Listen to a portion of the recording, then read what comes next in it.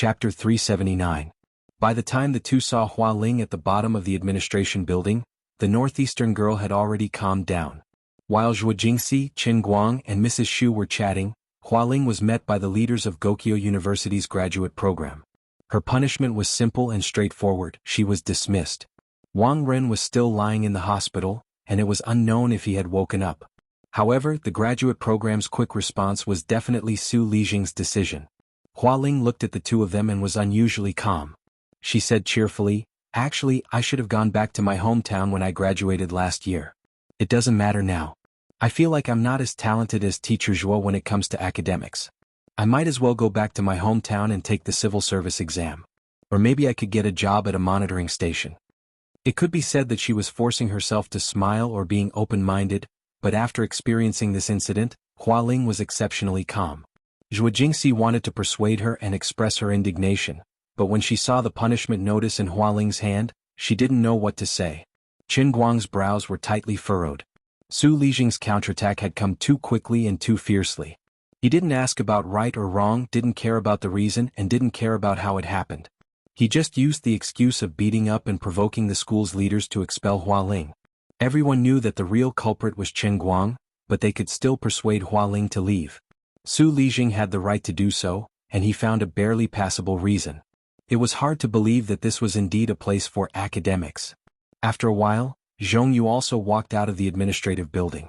She was also holding a piece of paper in her hand. She looked like she was in a dilemma. Before the gloomy Qin Guang could ask anything, Zhongyu smiled and said, "It doesn't matter if I get a major demerit or probation." Fuck.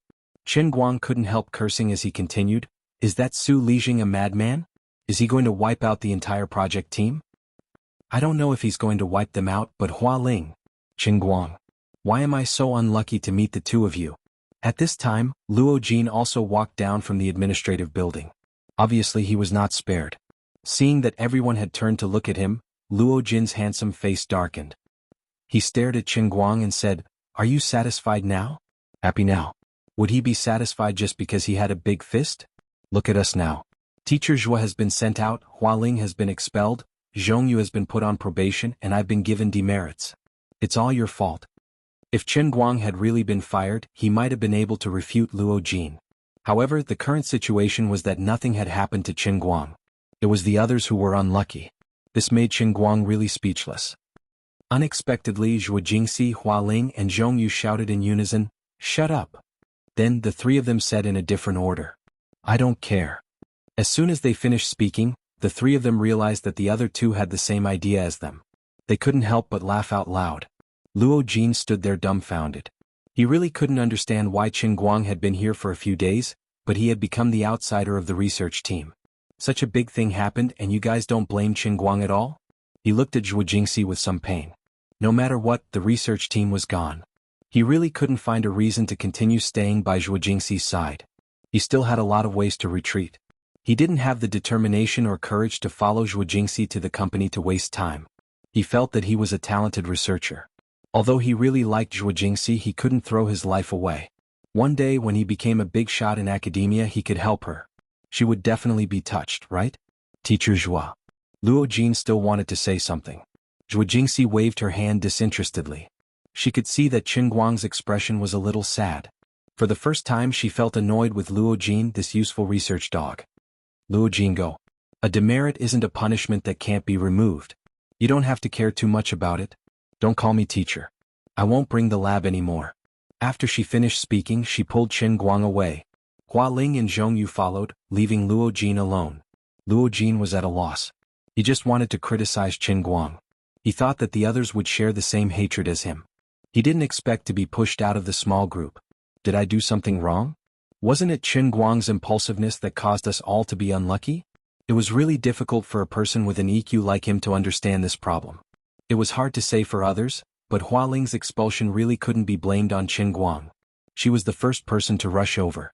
Hua Ling's fate was sealed even without Qin Guang beating up Wang Ren. On the other hand, Qin Guang felt indignant in his heart. He was even willing to be fired. Perhaps he wouldn't feel so unhappy in his heart.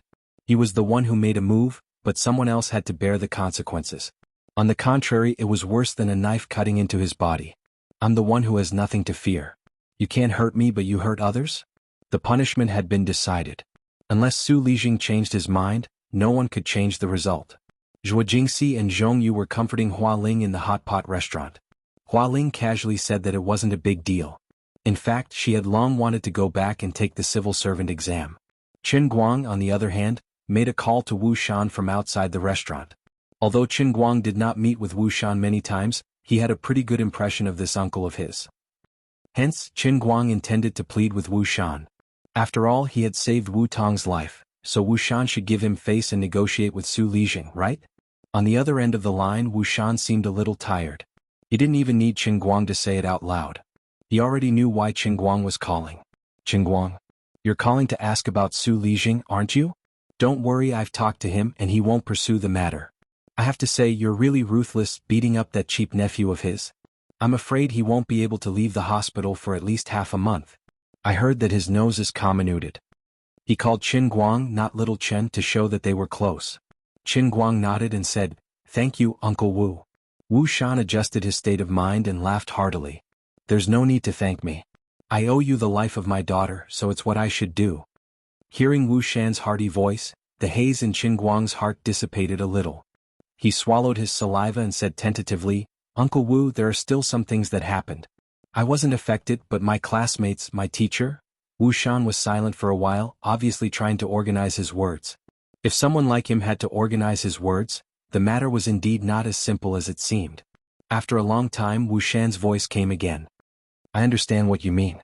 As soon as he said this, Qin Guang's heart skipped a beat. What followed next was probably a, "but," right? "But I really tried my best in this matter. I can indeed negotiate with Su Lijing, and I can get him to make appropriate concessions, but there's a limit to the concessions. Do you understand what I mean?" As expected, the hope in Qin Guang's heart gradually dimmed. Chapter 380. On the other side, Wu Shan's straightforwardness disappeared as he paused briefly before he continued, "Wang Ren is Su Lijing's son and Qin Guang is Wu Tong's benefactor. Our relationship is equal, and Wang Ren and Su Lijing's relationship is also equal. Su Lijing and I are also equal, but the others aren't. So it won't be easy for us to continue discussing this matter. Let's end this matter here. Although Su Lijing is protective of his children, he's still my elder. He's also a bit of a scholar and won't go too far. But you can't block all the ways he can vent his anger, right? There are many paths in life. You should talk to your teacher and classmates and resolve the conflict." "Okay, sorry to bother you." Since Wu Shan had already spoken, Qin Guang silently hung up the phone. He couldn't help. Qin Guang knew very well that Wu Shan really couldn't help. Or maybe he didn't know. Actually, that wasn't the case. When he talked to Wu Tong, he mentioned Teacher Zhua and the others. Would Wu Tong not mention it to Wu Shan? Of course not. So Wu Shan didn't forget but chose to ignore. Although Su Lijing didn't have any real power, he had a high status. Although his position was at the top, his connections were everywhere. Wu Shan was a young politician. Although he had a bright future, he didn't have enough experience. In addition, Wu Shan had his own difficulties when negotiating with Su Lijing. Su Lijing said that he was his nephew, but everyone knew that it was his son. Wu Shan wanted to speak up for Qin Guang, but because he had to avoid the broken world, he couldn't tell him how important Qin Guang was to him. So he could only say that he was Wu Tong's friend. The relationship between a son and a daughter wasn't equal, and Wu Shan only said those words to make Qin Guang feel better. In both Wu Shan's and Su Lijing's eyes, Su Lijing was open-minded and magnanimous. He made appropriate concessions and even did Wu Shan a big favor. Qin Guang understood that if he asked Wu Shan to protect Zhuo Jingxi and the others, it would be a slap in Su Lijing's face. This favor was too big and he might not be able to sell it. However, the matters of the world were not things that could be resolved just because one could understand reason. In Qin Guang's opinion, if he was in Wu Shan's shoes, he would definitely protect everyone without any hesitation. The reason was simple. Wang Ren deserved what he got, and his retribution was far from enough. How could Su Lijing be called a scholar? In order to protect his child, he had cut off Zhuo Jingxi's career as a researcher, expelled Hua Ling, put Zhong Yu on probation and recorded a demerit on Luo Jin. All of this was revenge. There was nothing scholarly about him.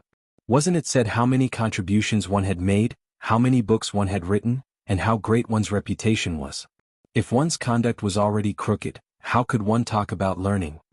Therefore, by protecting Zhuo Jingxi and the others, he was protecting justice, and justice, not a favor.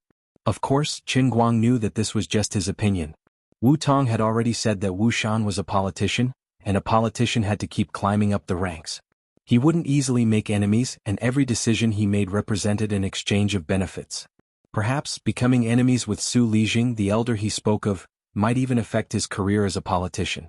Therefore he felt that he had done his best to protect himself. Su Lijing had already given in twice, so he couldn't be too aggressive anymore. Qin Guang clenched his phone tightly and sighed in his heart. As expected, I can't be a politician. But should I just accept this loss? Seeing that the three women had already started clinking glasses one after another, Qin Guang could see the disappointment hidden under the surface. Qin Guang clenched his fists tighter and tighter. I won't accept this. Since I can't count on Wu Shan, I have to use my own methods to solve the problem.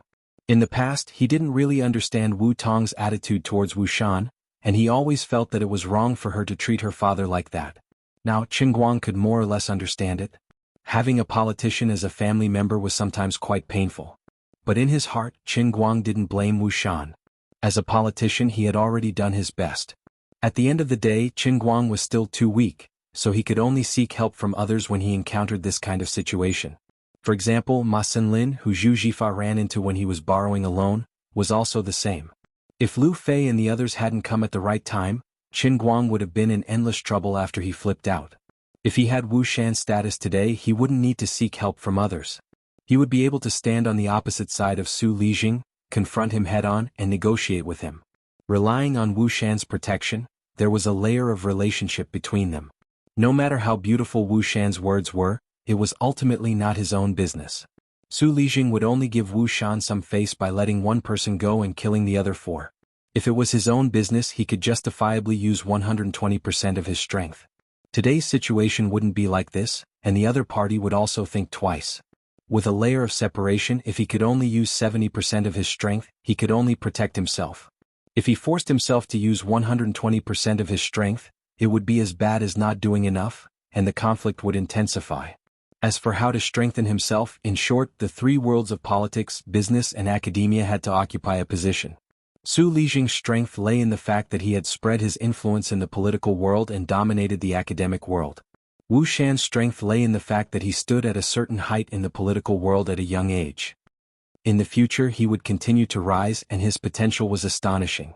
As for Qin Guang himself, other than the 170 million cash in his bank account, he had nothing. Having money didn't mean you had real social status. If the money was left to rot in the bank account, it wouldn't help to raise your social status. If you stood there, no matter how much money you had in your account, in the eyes of others, you would still be how you should be. However, if this 200 million was placed outside or used as an investment, or to start one's own business, it could support tens or hundreds of people, provide tax revenue for the economy, or influence the lives of some people, then this money would truly represent one's social status, and one would have a foothold in the business world. If the current him was sitting on a business worth hundreds of millions, and he could talk to some of the higher-ups, he wouldn't need Wu Shan to step in. He could negotiate with Su Lijing himself. Even if he couldn't be on equal footing, he could at least make Su Lijing slightly apprehensive. This seemingly troublesome matter would become a problem that could be solved with a word or a meal. Deep in Qin Guang's heart, an emotion known as unwillingness gradually welled up. He had lived a muddle-headed life for 20 years and experienced many things. Ever since he obtained the heavenly Holy Grail, Qin Guang clearly didn't put much effort into it.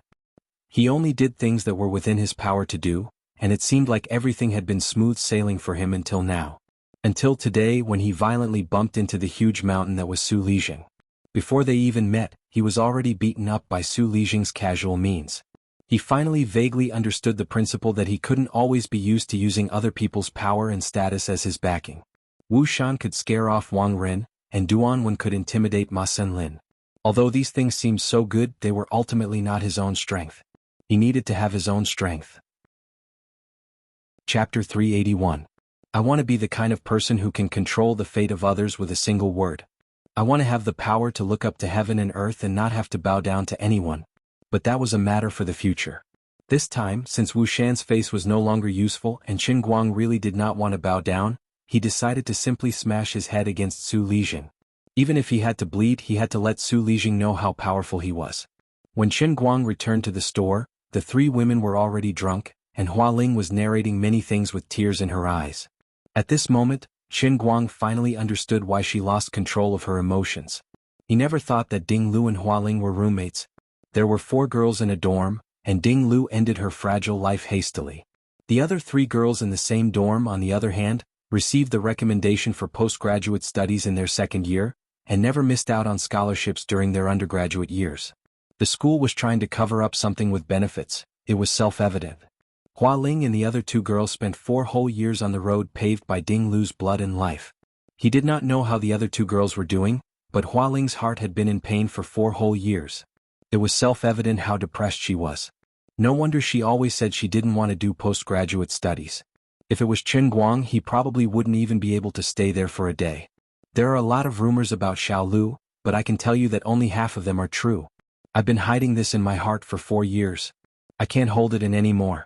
Many people think that Xiao Lu voluntarily slept in Wang Ren's bed, but let me tell you, one day Xiao Lu told us that Wang Ren only asked her to go outside the school for a simple talk, but after she came back, she cried non-stop.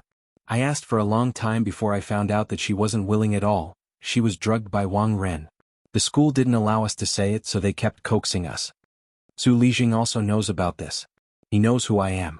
If I didn't meet Teacher Zhua, I wouldn't even want to do postgraduate studies. I'm living in pain every day. Now that 4 years have passed, Su Lijing also knows that it's useless for us to say anything. They can expel me if they want to, I don't really care. But I just hate people like Wang Ren. Why doesn't anyone give him the retribution he deserves? Hualing gulped down a big mouthful of white wine and almost coughed up blood. Before she collapsed, she slammed the table and said. Zhongyu also slammed the table. Scum. Scum. Bastard. Then Zhongyu also collapsed. Zhuo Jingxi drank a little less than the 2 girls, but she was also drunk. She first looked at Hualing and Zhongyu, and no one knew what she was thinking. Suddenly, she turned to look at Qin Guang, who was sitting next to her, and hugged him fiercely. Why is it so hard to be an innocent person? Then she began to bawl. She did not know how many times she had cried today. Zhuo Jingxi had never been such a weak woman, but this time she was truly hurt by the cruelty of reality. Qin Guang didn't avoid her at all. He turned around and hugged her. After a long time he whispered in her ear, Teacher Zhuo, don't worry. I will give all of you an explanation. You won't leave the lab and Hualing won't be fired. This is all I can do for now, but sooner or later, I will give all of you an explanation. Good and evil will be repaid. Qin Guang never made promises easily. Even if Zhuo Jingxi, who was already drunk, didn't remember what he said, he had to keep his promise since it came from his mouth. Stopping Zhuo Jingxi, who still wanted to pour herself more wine, Qin Guang sullenly drank a mouthful of wine. It was exceptionally bitter. Of the 4 people, 2 were so drunk that they fell asleep. Zhuo Jingxi was also so drunk that she couldn't walk properly, but at least she could still stand up straight. Qin Guang spent a lot of effort to hold Hualing and Zhongyu in each of his arms. Then he let Zhuo Jingxi walk unsteadily in front. Under the envious and jealous gazes of many people, he finally sent Hualing and Zhongyu back to their dormitory. Seeing Zhongyu and Zhuo Jingxi go upstairs with the help of their roommates, Qin Guang let out a sigh of relief. The strange looks he received on the way back were really quite uncomfortable. Qin Guang's hard work for the day wasn't over yet. He still had to send Zhuo Jingxi home. Perhaps it was because of the cold wind blowing on her head on the way back, but Zhuo Jingxi was getting more and more drunk. She just waved her hand. I can't walk anymore. Alright, let's carry her back. It's much easier to carry one person. Qin Guang, do you think people like Wang Ren should go to hell? Zhuo Jingxi mumbled as she lay on his back. Qin Guang nodded. Yes, they should go to hell. As soon as he finished speaking, he heard snoring behind him. Zhuo Jingxi had already fallen asleep. After arriving at her house, Qin Guang spent a lot of time to settle her down. She was so drunk and he didn't dare to leave her alone at home. He went to the living room, turned on her computer and started to work on his own matters. Qin Guang had a rough plan in his mind. If it worked, he really didn't need Wu Shan's help to tire Su Lijing out. Logging into Weibo, it had been a few days since he posted the Dota video of Windrunner. However, this time he didn't let Jin Jiang and Zhongyu repost it. Although the 2 girls had the urge to do so, they held it in. With the same ID, the 2 girls reposted it once in a while. It could be explained that they were attracted by his video, but if this person reposted every single one of his posts, who knew how much gossip would come out of it? Qin Guang also told the 2 girls that with their help, he had already taken the first step on his road to being an internet celebrity, and that was enough. In the future, this ID might become more and more conspicuous, and there might even be more and more people trying to dig out the true identity of the almighty Superman. Therefore, it was best for the two of them to distance themselves from their relationship on Weibo and not get involved again. If they were asked in the future, they could at least lie to the media. The two girls faintly felt that it was a little funny. Only 1 million fans, far from being a real internet celebrity. However, the two of them didn't point out Qin Guang's arrogance and only said, "As long as you're happy." In the end, the game was still limited by the rules of the game itself. No matter how eye-catching the maneuvers were, it was difficult for people to see how much was beyond the limits of human beings. Moreover, the audience of the Dota video wasn't wide, so this video didn't cause much of a stir on the internet. It only circulated among the Dota players for a while. After all, this was the first person's view of the only godly player in the national server so far. In half a month, the Weibo fans of this almighty Superman increased from nearly 1 million to 1.2 million, an increase of 200,000. Compared to other internet celebrities, it was a drop in the bucket, but this increase was already higher than the total number of fans of most game streamers. Even in his private messages, live streaming websites began to invite him to be a streamer. Considering that he had to register with his real name to be a streamer, and the income wasn't so high that he couldn't refuse, Qin Guang wasn't tempted at all. After thinking about it, he called Wang Qing and asked him to send the Xiangjiang car racing documentary that he had secretly produced to his email. He wanted to delete the front and back parts and only keep the scene of him wearing a mask and sitting in the car. At the same time, he wanted to cut off the part about selling the car and only keep the most important part about racing. He wanted to increase the influence of his Weibo account as fast as possible. Water could carry a boat, but it could also capsize it. Using the power of public opinion to make Su Lijing feel afraid was his first step. About half an hour later, Wang Qing sent the video over. After seeing that there were no problems, Qin Guang directly posted it. The title of the video was, "I sharpened the pencil, I drove the car, I'm the almighty Superman, I'm the almighty Superman." Below was the caption, "I guarantee with my integrity that this is indeed me." If you like this video, please forward it, spread it, and follow it. Chapter 382. After posting the video, Qin Guang constantly refreshed his Weibo. As he looked at the reposts, the number of comments gradually increased. Usually he was a rather casual person and rarely did anything with a strong sense of purpose. But tonight he was different. 5 minutes later, there were 3,000 replies and 8,000 reposts. 20 minutes later, there were 8,000 replies and 20,000 reposts. An hour later, there were 16,000 replies and 40,000 reposts. Similar to the last time, the driving skills he showed in Hong Kong were also incredible, beyond human understanding, and more down-to-earth than sharpening a pencil. There were not many people who deliberately practiced sharpening pencils. But when it came to driving, although not everyone could drive, everyone had sat in a car before.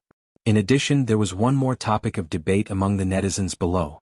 According to usual practice, some people first questioned the authenticity of the video. After all, these scenes could hardly be seen even in a movie like The Fast and the Furious. Then, when the authenticity of the video was verified by the technical geeks and the fans who witnessed the miracle that day, and gradually confirmed that it was completely true, a new theory arose. Was this Weibo user called Almighty Superman the same person in the car? This also caused widespread controversy. But the appearance of the V Special Agent Team mask showed that the credibility of his statement was still very high. An hour and a half later, after the initial promotion by fans, this Weibo ushered in the second wave of explosion after a slow brewing. More and more Weibo users who had almost forgotten about Almighty Superman suddenly remembered this person. After watching this video, more and more internet celebrities used their own channels to inquire about the authenticity of the news. They knew that this was indeed the racing god of this generation who had been crowned a god in the circle some time ago, so they took the initiative to repost it. In fact, it was the first time that many internet celebrities saw this video. Perhaps some people had heard of the story of the Xiangjiang car gambling race, but the race organizers did not release the live video of that day to the public. Without some special channels and connections, it was impossible to get the video. After all, the car gambling race was an underground race that did not see the light of day. According to the usual style of the organizers, once this kind of video appeared on the internet, they would take the initiative to block it. But this time they did not do so and acquiesced. At this time, the number of comments on this Weibo post had skyrocketed to 30,000, and the number of reposts had reached 100,000. Uncle Cheng, who was far away in Hong Kong, even called to inquire about the situation. He was worried that Qin Guang's video had been stolen. After confirming that it was Qin Guang who did it, Uncle Cheng stopped asking about it. He just found it funny that Qin Guang had great power, but he did such a trivial thing. Then he told Qin Guang that the organizer of the car race had just called to inquire about the situation. Uncle Cheng regarded this matter as child's play, but Qin Guang didn't think so. He just smiled as he looked at the influence of his Weibo account. The light in his eyes became more and more scorching. Even Jiang Yage and Jin Shirui might not be able to achieve such a skyrocketing number of comments and reposts, let alone Qin Guang's number of followers was only a few tenths of those two. However, Qin Guang managed to do it. His videos weren't like Jiang Yage's, which didn't have any substance. Instead, they contained genuine high-quality content that could make the blood of others boil and make them worship him. Before lying on the sofa to sleep, Qin Guang looked at the number of his fans. In 3 hours it had skyrocketed from 1.2 million to 1.5 million. There would be some follow-up effects tomorrow and the day after. Before the next video was uploaded, it might increase to nearly 3 million fans, which was enough. As a new internet celebrity, the number of this living person's fans was enough to crush most of his peers on Weibo. The next morning Zhuo Jingxi, who had a hangover, woke up faintly. She looked up at her watch and found that it was already past 9 o'clock. Subconsciously, she jumped up from the bed and planned to rush to the bathroom to wash up. As a result, as soon as she walked out of the bedroom door, she remembered that she no longer had to go to the laboratory. Suddenly, her heart became empty. She turned her head again and saw that Qin Guang, who had stayed up until midnight, was still sleeping on the sofa. The empty feeling in her heart inexplicably disappeared. She didn't wake him up. Zhuo Jingxi gently washed her face, then closed the kitchen door, fried 3 eggs, cooked a pot of porridge and made some shredded potatoes. Only then did she bring everything out to wake Qin Guang up to eat. I have some things to do later. Teacher Zhuo, what are your plans for today? Qin Guang, who was used to eating buns and soy milk, was happy to suddenly have 2 fried eggs to eat early in the morning. Zhuo Jingxi held her chin and thought for a while. I'll catch up on my English. After I go abroad, if I can't make ends meet for the first few months, I'll really need you to support me. Once she accepted this setting and was stripped of her identity as Qin Guang's tutor, the grudge in her heart towards the teacher-student relationship unknowingly disappeared. Although she was a little shy when she said this, she didn't try to avoid it. Qin Guang thought for a while. What if I have the opportunity to not leave the laboratory? Zhuo Jingxi heard this and was happy at first, but then she shook her head. You don't believe me? Zhuo Jingxi continued to shake her head. It's not that I don't believe it. It's just that I'm a little disappointed with the current situation of domestic scientific research. Even if the school changes its decision, I still want to go out and explore. In layman's terms, the world is so big and I want to see it. Haha, I'll just take it as a way to relax and also as a way to study. In the past, I couldn't let go of the laboratory and I didn't have money. Isn't this just right? It's a rare opportunity. As she said this, she looked at Qin Guang a little embarrassedly. When she realized that she was really prepared to accept his sponsorship, without any psychological barriers, even she felt that it was unbelievable. If that's the case, that's good. Qin Guang didn't comment. If it wasn't for the fact that he had so many things on his mind, he might have noticed the obvious change in Zhuo Jingxi's attitude and took the opportunity to tease her. All right, don't stir up any more trouble. Go back to school and comfort Hualing. Although she's a carefree person, I'm sure she's not satisfied. Qin Guang nodded. Don't worry, I'll go find her. After leaving Zhuo Jingxi's house, Qin Guang didn't go back to school immediately. Instead, he went straight to the water bar opposite Wenxing Branch and asked for a private room. He then called Wu Tong and told her to find him at the water bar after work at noon. At noon, Wu Tong, who had changed into casual clothes, sat down with a stack of documents in her hands. Qin Guang took a look and couldn't help but feel a little disappointed. Although Wang Ren's table manners were ugly in school, when he was in the Jianhuan school, most of the time he would take meat from the students' mouths. He said that it was corruption, but this kind of thing usually didn't leave any substantial evidence. It wasn't until after he went to the School of Chemical Engineering that the equipment purchase orders for the School of Chemical Engineering showed a relatively high price in the past few months. It could vaguely be considered corruption, but there was no substantial evidence. Chapter 383. Wu Tong and Wang Long only did this in private. As the main executor of the investigation, Wang Long couldn't directly go to the school as a police officer to avoid alerting the enemy. Instead, he found another reliable person and had this person contact a few well-informed students to indirectly inquire about Wang Ren's past. For example, which student was caught cheating in an exam and fell into Wang Ren's hands? but there was no record of any disciplinary action after the investigation. Then there was a high chance that there was something fishy going on. This was how the police handled cases. This was called preliminary investigation. If the person they were investigating was an ordinary person, they might be able to directly talk to other teachers and leaders of the school to dig out more information. But this time the person they were dealing with was Wang Ren, Su Lijing's nephew. He was especially sensitive, so the current operation could only stop at the level of a student. However, Qin Guang was a well-informed fellow. In the past, he had never sorted out Wang Ren's matters in his heart. But when he came here today, he started to recall as he looked. At the same time, he took a piece of paper and added to it. Unknowingly, the pile of evidence that Wu Tong had painstakingly organized was more like gossip than evidence, completely destroyed by the stuff that Qin Guang had dug out of his head. Looking at the 2 pages of paper that he had written densely, Lord Guang looked at Wu Tong with a meaningful gaze. Believe me, I'm really a cute little boy. I'm definitely not a gossipy person. Do you think I'll believe you? Isn't your university a little too much? Are you there to study or to be a gossip collector? Wang Long indirectly asked at least 8 people for information, and everything he collected is here. But you know everything and even added 2 more pages for me. Just how much gossip is in your head? Wu Tong was almost defeated by him. Poor comrade Wang Long did all his work for nothing. If you're so capable, you should have said so earlier. Qin Guang scratched his head. No, brother Wang's work isn't for nothing. It can help me inspire ideas. That's right. Wu Tong poked his head. Save it. You're still trying to inspire me? Besides, the quantity of these things is far from enough. The lab equipment suppliers who had bribed him with money were the real deal, but they weren't easy to deal with.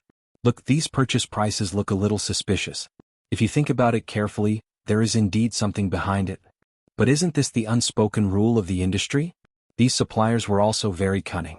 They were all experts, and they would not easily leave behind any evidence that could be used against them. Sigh, my head hurts. Unless we can sow discord between us and let one or a few suppliers take the initiative to jump out as witnesses. Wu Tong rolled her eyes at him. Have you watched too many movies? What stain witnesses? How can other people still do business? Qin Guang smiled confidently. Why would I still want to do business? I'll buy him. You can do that? Wu Tong's eyes widened. Qin Guang nodded. Why not? The people who sold the equipment were just distributors, not the manufacturers. Some of them had the label of a general agent, but to put it bluntly, it was just an empty shell. I bought it in one bite and then found the salesperson who was in contact with Wang Ren at that time. Isn't this irrefutable evidence? Where did you get the money? Even if it was an empty shell, other people wouldn't just sell it, right? It should be at least a few million, right? Also, even if you really bought someone else's company, you wouldn't have any evidence against them. Who would want to find trouble with Su Lijing? That's right. I'll think of another way later. Qin Guang looked at the entire list of lab equipment distributors in Wu Tong's file and pondered. He did not comment on Wu Tong's opinion. Using normal methods, he might not be able to pry open the mouths of those suppliers. But since Qin Guang wanted to do it this time, he had to see it through to the end. He suddenly remembered something and said, there is another person. Let's go to his house tonight to meet him. Maybe he can provide us with something useful. Oh, our school's deputy dean, Mr. Han. After all, Wu Tong was now the deputy bureau chief. She still had a meeting in the police station in the afternoon. Investigating Wang Ren was her private action. At the same time, she had to avoid other people in the police station. She could not rule out the possibility that someone in the Wenxing branch guessed some inside information and went to inform Su Lijing. After dinner, Wu Tong went back to the police station. Qin Guang went back to the school and walked in the direction of the graduate student dormitory. When he arrived, he happened to see Hua Ling bitterly moving things down from the dormitory building. Zhongyu was next to her, helping her carry another box. Why are you in such a hurry to move out of the school? Tell me if you want to move things. Is there no student who is willing to help?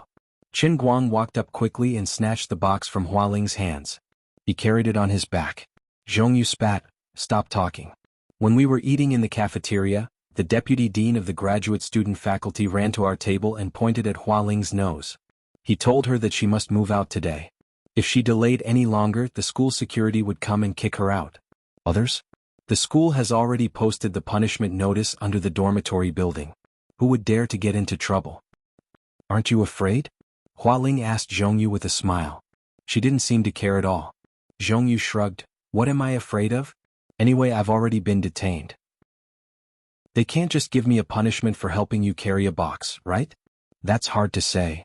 Hualing laughed. I'll be waiting for you. Zhongyu pouted. Actually, my family always said that it's useless for me to study.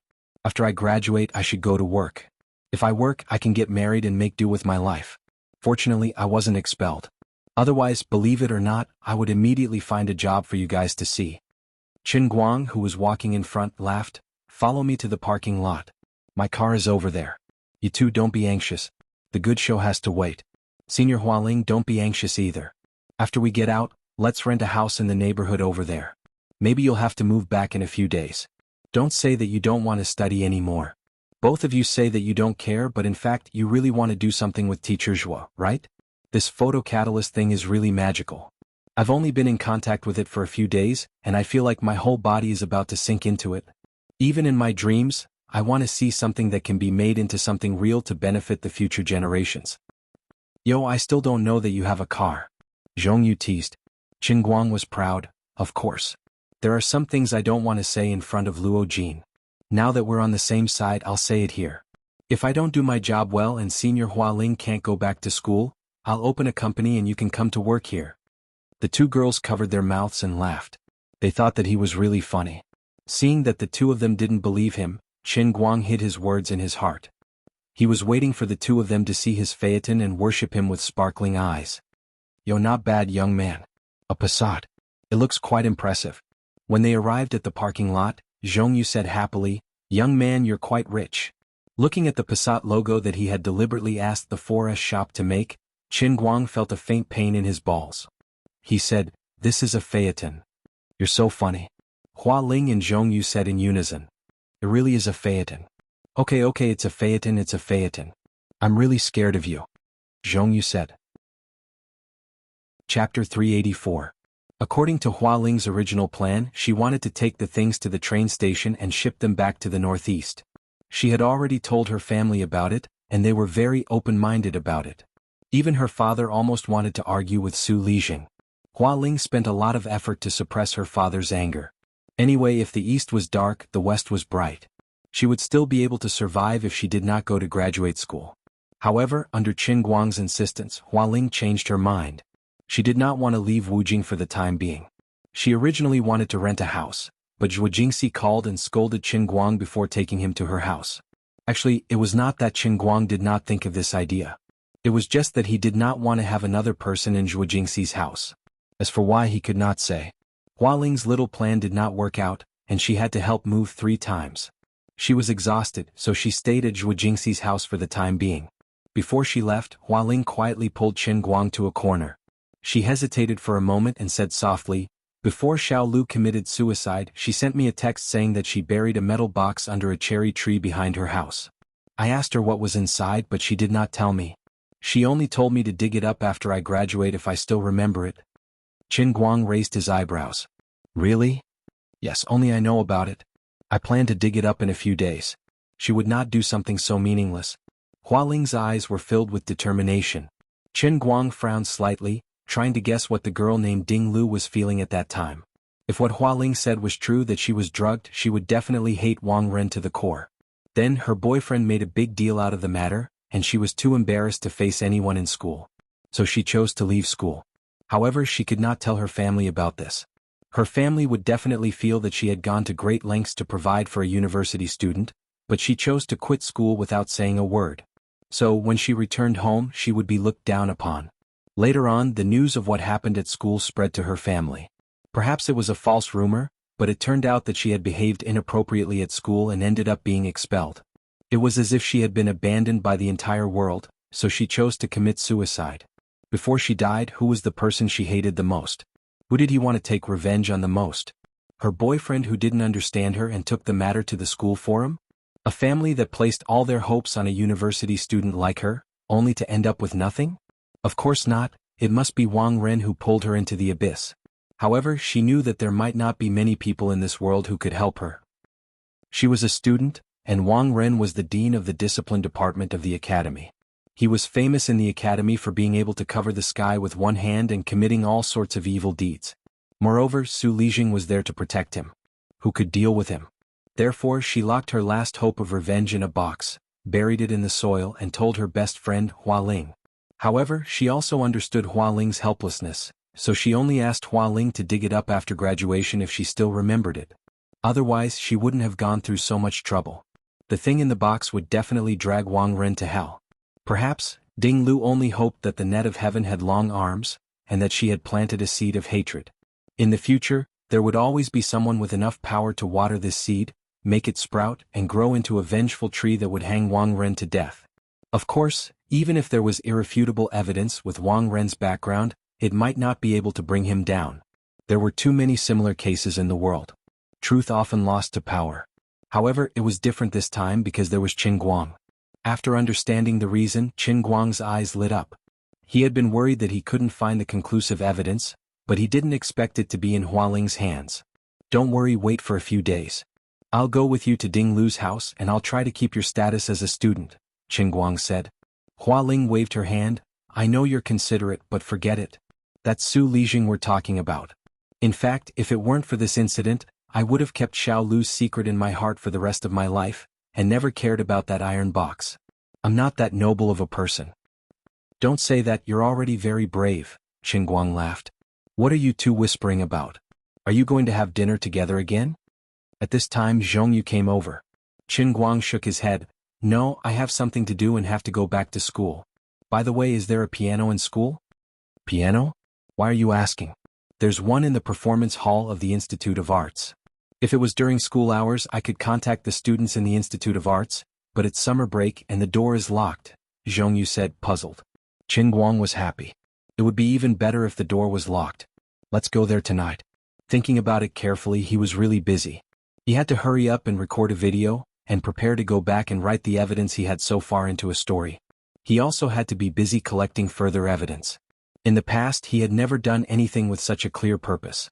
Now that he had found a direction, Qin Guang felt that he was unbelievably fulfilled. It was as if he had become Don Quixote, riding a skinny donkey, waving the lance in his hand, ready to crash into the mountain that was Su Lijing. Hua Ling and Zhongyu stayed at Zhuo Jingxi's house for dinner. The three girls looked like they had a lot to talk about, so Qin Guang did not interfere. When he returned to the dormitory he first opened Weibo. Half a day had passed, and the number of comments on the racing video had exceeded 150,000. The number of shares had reached 300,000, and the number of fans was close to 2 million. Qin Guang looked at the screen and laughed. He thought to himself, with how popular my Weibo is now, if I want to criticize someone, I'm afraid anyone would have a hard time, right? Then he searched for Su Lijing's life on the search engine. After reading it he could not help but feel a little depressed. The information that could be found on the internet was, of course, all praises. Back then Su Lijing had returned to the country with an extremely dazzling halo.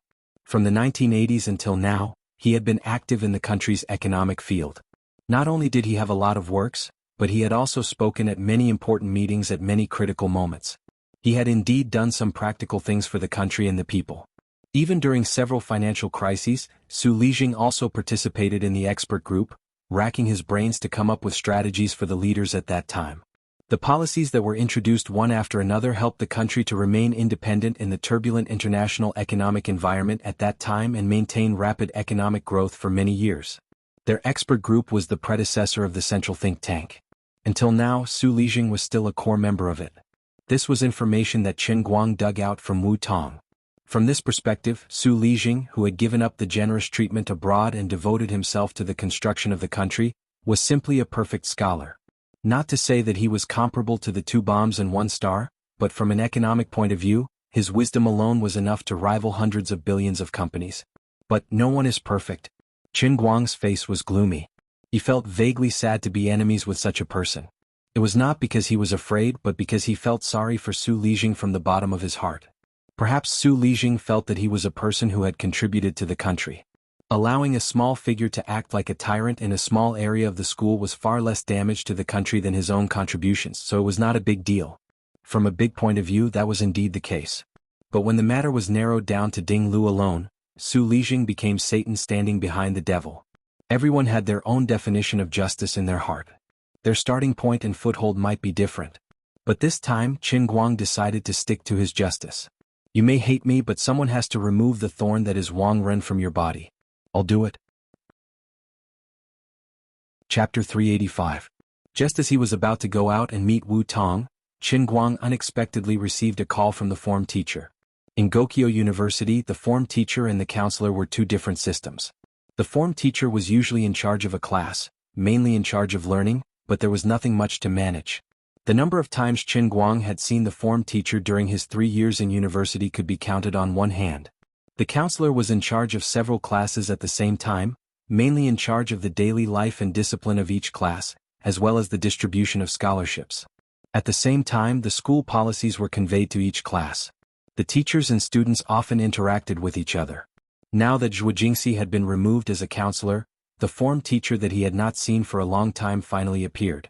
The form teacher first asked where Qin Guang was, and when he heard that he was still in school, he said that he would come to find him immediately. After hanging up, Qin Guang did not need to think to know the purpose of his visit. Not long after, the mysterious form teacher, Teacher Zhou, ran over with a head full of sweat. When she saw Qin Guang, she said to his face, "What's wrong with you? You beat Director Wang up like that." Qin Guang did not get up from his chair. He took a sip of tea and said, "Teacher Zhou, did you come here just to scold me?" "I know. I've been scolded by you. That's enough." Teacher Zhou did not expect this kind of attitude from him. She was stunned at first, then said angrily, "How can you still act like nothing happened? What else can I do? So scared that I can't eat or sleep? How can you not know what kind of person Wang Ren is? So what if I beat him up?" Qin Guang looked at this person calmly, thinking that he was particularly funny. Teacher Zhou slammed the table. "You really have no remorse at all? Why should I have remorse? You shouldn't have hit me? I don't want to repeat the cause and effect of the matter with you, because it's meaningless. All right, Teacher Zhou, you've already been here and I've received your intention. You can leave. This is your job and I understand. But I don't want to waste my saliva on you. I'm very busy." Qin Guang asked him to leave. "You're chasing me away?" Miss Zhou had heard of a rather arrogant boy in her class before. She also knew that he was the one who forced Wang Ren to leave the Jinhuan Academy, but she did not expect him to be so difficult to deal with. "I'm not chasing you away. It's just that even if you keep talking to me for 7 to 8 hours, it'll be useless." Teacher Zhou choked on his breath. Instead, she was shocked by his stubbornness. Her tone softened again. "Qin Guang, listen to me. Don't think that I was ordered by someone to scold you. I'm doing this for your own good." Glancing at Mr. Zhou, Qin Guang instantly understood what was going on. Yes, they didn't pursue this matter. Teacher Zhou, Senior Zhongyu and Senior Hualing, you know about it, right? Then tell me I was the one who beat him up. They didn't pursue this matter, but they punished other unrelated people. What's the meaning of this? What? Qin Guang asked. Teacher Zhou was stumped by his question. What? Yes, why? Qin Guang looked at Teacher Zhou with a smile. Forget it, let me remind you. Wang Ren has Su Lijing to back him up. I also have someone to back me up, so they didn't do anything to me. Teacher Zhou, you have to be more respectful when you speak to me. Qin Guang had pointed it out himself. Teacher Zhou was embarrassed. He couldn't continue with the harsh words and neither could the soft ones. Seeing his awkward expression, Qin Guang was not in the mood to waste time with him. He rolled his eyes and said, "Okay, I'll apologize to Director Wang tomorrow or the day after." Teacher Zhou was overjoyed. She did not expect that there would be a glimmer of hope. Really? Qin Guang nodded. Really? But I don't know where Director Wang's ward is. I'll have to trouble Teacher Zhou to tell me. Teacher Zhou happily wrote a note to Qin Guang. She thought for a moment and said, "I'll go with you. It'll be more sincere." Qin Guang took the note and looked at Teacher Zhou meaningfully. Forget it. I'll go by myself. What are you going to do? Teacher Zhou vaguely felt that something was wrong. Qin Guang grinned. Apologize. His smile was exceptionally bright and full of sincerity. Teacher Zhou's mind was in a mess when he left. He always felt that he might have caused trouble. However, Qin Guang insisted that he was going to apologize, leaving him speechless. Poor comrade Little Zhou. He even began to hesitate whether he should quickly inform Director Tong and let the hospital arrange for Wang Ren to hide in another ward. What kind of mess was this? On the other side, Qin Guang and Wu Tong, who had just gotten off work, went to Deputy Director Han's neighborhood. Old Lady Shu asked Qin Guang to look for Deputy Director Han, but she did not want little Han, who had no real power, to be dragged into this mess. Therefore, it was better to go directly to his house to talk face to face. Qin Guang was also a repeat customer of this neighborhood. Wu Tong's memory was also good. When she stopped the car, she clapped her hands. It seems that when we met by this river you helped me catch a thief? Why did you come here that day? Qin Guang's mouth twitched. He recalled the youth under the sunset, the medieval knight armor that he almost suffocated to death, and Comrade Old Han's broken gong-like voice. The memory was full of bitterness. It's a long story. Chapter 386. Vice President Han didn't let the two of them enter the community. Instead, he ran out sneakily and pulled the two of them to a pavilion in the park by the river to sit down and chat. He was indeed very afraid of Su Lixing. He was not the only teacher of Gokyo University in this community. He was afraid of being seen by others. Qin Guang, don't laugh at me. I can't help it. If I were 20 years younger I would stand out and testify with you, but now, Old Han said with some shame. Qin Guang interrupted him. Vice President Han, don't say that. I understand. I am very grateful that you are willing to give me these things. In Qin Guang's hand was a list of names. There were not many names, just a few people. But it was different from the list that Qin Guang had sorted out himself. It was full of young female staff who had come in and out of the college over the years. About half of the students, including Qin Guang, knew about it. After all, Wang Ren was arrogant. He didn't avoid eating breakfast in a small shop outside the school. However, there were still 2 or 3 people outside of the students' rumors, but these weren't important. You could say that there was a problem with his lifestyle, but this didn't matter. What was truly important was the name placed at the very top, the one that Vice Dean Han had deliberately bolded in black. Guoming, Fatty Wang's former director of the discipline department. When Guoming was the director, Fatty Wang was just an officer who had just been transferred to the college to participate in the administrative management. He had just left the ranks of the school police. At that time, Qin Guang had not yet entered the school, so he didn't know these things. But in the information provided by Vice President Han, it was written that the former director named Guoming had good working ability and was a much more upright person. He worked steadily for 10 years without any mistakes. But less than half a year after Wang Ren came, he resigned. It wasn't a promotion, nor was it a flat transfer. This upright and methodical director chose to resign from the school without hesitation. There must be a reason behind this. When Guoming packed up his things and left the academy, no one dared to see him off. Only Old Han secretly came to find him afterward and drank a table of wine with him. Only then did he know the reason. Guoming was forced to leave by Wang Renxing. Fatty Wang didn't use any extraordinary means. He just waved his hand and summoned his scoundrels from when he was in the underworld to stop Guoming from time to time. Every time he saw Guoming he would beat him up, but he didn't beat him until he was crippled. He just kept disgusting him. Guoming had been holding on until one day, when his daughter was escorted home by Wang Ren's fair-weather friends after school. The poor former director broke down. This kind of thing was ridiculous. How could such a lowly method be used in a workplace struggle? Guoming had also complained to the leaders of the school more than once, but no one cared about his opinion. They only said that he might have offended some students at work, and he'd better take the initiative to find a way to resolve the relationship. Everyone knew that Wang Ren couldn't get away with these things, but no one could stand up to help Guoming. Fatty Wang used this kind of lowly, stupid and dirty means to force Guoming out of the school, who originally planned to show his strength in the school, and naturally sat in the position of director. In the information given by Deputy Director Han, Guoming's experience was clearly described in a few words. After reading it, Wu Tong slapped the table in the pavilion. Guoming is too weak. Didn't he know to call the police? Deputy Director Han glanced at her again. Director Wu, it's easy for you to say, but how do you know that he didn't call the police? Wu Tong suddenly became speechless. She really didn't want to agree with Old Han's words, but she also knew that he didn't need to talk nonsense about this kind of thing. Not only did he call the police, but he also has 2 surveillance videos in his hands. One was at the school gate. At that time, Wang Ren was still a security guard. He led 7 or 8 people to beat a boy into a vegetative state. The other was at the school hospital. The seriously injured student was sent to the school hospital for emergency treatment. Wang Ren followed the nurse who was giving the student an 4 drip, and insulted her.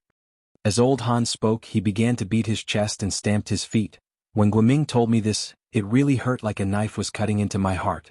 Now that I think about it, I also feel ashamed. I knew that this kind of dirty thing happened around me, but I couldn't do anything about it. I turned a blind eye to it. I've let down my teacher for 10 years. I don't have the face to face the 10,000 books that I've read. Qin Guang and Wu Tong silently looked at Old Han for a long time. They thought to themselves, another poor person who hid something in his heart and was almost forced to break down. But what can we do? I saw that video with my own eyes. Guoming sent it to the Commission for Discipline Inspection, the police station and the procuratorate, but all of them disappeared without a trace. In this vast China, who can touch Su Lijing's son? Actually, I also wanted to be like Guoming. Seeing that things weren't going well, I would just hide away. But teacher Shu wouldn't let me leave. She said that the current elder Tong was obsessed with administration and had no heart for learning. Vice Principal Deng was even more of a sucker for the rich and only cared about singing praises for the good and helping Wang Ren do evil. If I leave too, there'll be no one to support someone like Xiao Zhuo who sincerely wants to learn. This place of learning will really become that bastard Wang Ren's den of lust. As old Han spoke, he desperately pounded his head with his fists. Just like that, he seemed to have aged more than 10 years. After waiting for a long time, Guoming arrived. Today he was already in his 40s. His face looked oily, and he no longer had the dispirited and depressed look he had when he left school. After he left school, he found a second spring in his career. He found a job at a listed company. Now that a few years had passed, he was already that company's administrative department manager and the head of human resources management. Before coming here, old Han had already told him what happened today. He seemed to be very busy. He sat down and went straight to the point. You guys want to collect evidence to accuse Wang Ren? Qin Guang nodded. Wu Tong also nodded. I'm Wenxing Town's deputy chief Wu Tong.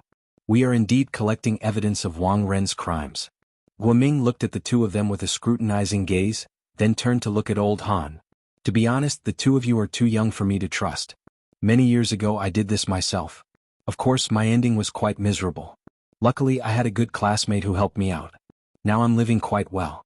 With just the two of you, I really don't think you can do anything. Wu Tong gritted his teeth. Mr. Gua, I'm really determined this time. Guoming suddenly laughed. Thank you for your determination. The world is lacking people like you. But what's the use? My life is very stable now. I really don't want to change anything. Furthermore, although I do have a lot of evidence on Wang Ren, if I want this evidence to be really convincing, I have to stand up and accuse him. And those two victims, the student is already dead, and the nurse already has a stable family. Think about it, it's been so many years. If I stand up again, it means that I'll be in Su Lijing's sights again. My life, my family will be destroyed. Needless to say, that nurse's husband doesn't know that she was once humiliated. What reason did you use to convince her to stand up and accuse Wang Ren? Young man, this world is cruel. You guys are taking it for granted. Forgive me for not being able to keep you company. Guoming's words were very hurtful and full of despair. Chapter 387. Are you afraid? Are you backing down? Wu Tong asked anxiously. Guoming shook his head. I just don't want to do something pointless. At this moment, old Han, who had been silent all this while, said faintly, This Chief Wu's father is Wu Shan. Guoming, who was speaking with confidence and composure, suddenly paused. When he looked at Wu Tong again, the look in his eyes was completely different from before. Really? He turned his head to look at old Han. Old Han nodded heavily. Really? Qin Guang and Wu Tong stared at Guoming. No matter what he said next, the two of them understood his decision. Guoming wasn't spouting nonsense. He had left the school for 10 years.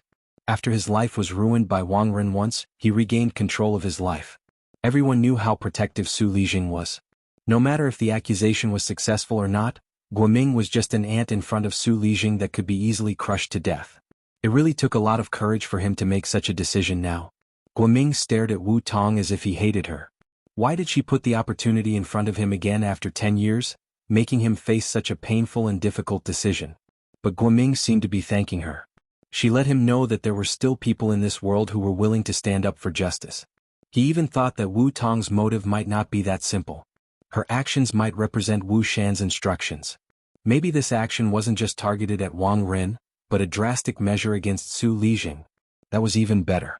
The only thing that could bring down a person like Su Lijing was definitely not the law, but a higher level of competition. On a summer night by the river, a breeze blew through the willows. The air was filled with a damp, rotten smell. Crickets were chirping tirelessly not far away. The four people in the pavilion were silent. Finally, Guoming slammed the stone table and broke the silence. Let's do it. Let's send Wang Ren to hell together. Let Su Lijing know what retribution is. Qin Guang, Wu Tong and Old Han laughed together. Old Han also threw the teapot in his hand. This old man will also do it with you. If there's a day when I testify in court, I'll go with you. The putrid smell seemed to vanish with Guoming's heavy slap. Not for fame, not for profit. Another comrade, with indomitable courage, stepped onto Qin Guang's warship. After all, there were still good people in this world. After the two parted ways with Old Han and Guoming, Qin Guang looked at Wu Tong, who was jumping around happily, and hesitated. Of course, he knew that what he was about to do was not what Wu Shan wanted to see. What Wu Shan wanted was balance, an exchange of interests, not a life-and-death struggle like he was currently doing. He also knew that the real reason Guoming and Old Han were interested in Wu Tong. They all thought that Wu Shan had instructed them to do what they did, but that was not the case. However, if they didn't use this method, the two of them might not be able to make up their minds. Qin Guang could only think in his heart, Vice Dean Han was a scholar, and Mr. Guo was a good administrator. If this matter really ruined their futures, even if he had to start a company in the future, he would have to help them make up for their futures. This might be difficult, but it was not a castle in the air. Wu Tong didn't go back to Wenxing Town with him, and even invited him to stay at her house in Wujing City for a night. Although Qin Guang was tempted, he still didn't agree. On one hand, he was in a hurry to go back to school to record the piano performance video, and on the other hand, he knew that if he went to her house, he would not be able to escape Wu Shan's call. It wasn't that Qin Guang was afraid of Wu Shan, but he didn't want to accept his so-called exchange of interests and balance theory. People with different principles couldn't make plans together. Wu Tong and Wu Shan still had a father-daughter relationship, and Qin Guang and Wu Shan weren't that familiar and important to each other, so he didn't want to accept his education. Driving Wu Tong's car back to school, Qin Guang first went back to the dorm to get a mask, and then went straight to the Art Institute building. It was already past 10 at night, and there weren't many people in the school during the summer holidays. The huge campus was quiet and serene.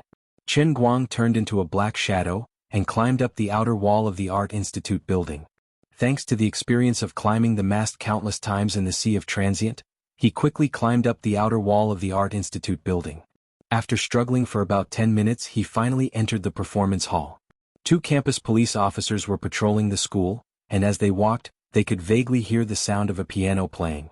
"What's that sound?" one of the campus police officers asked his partner.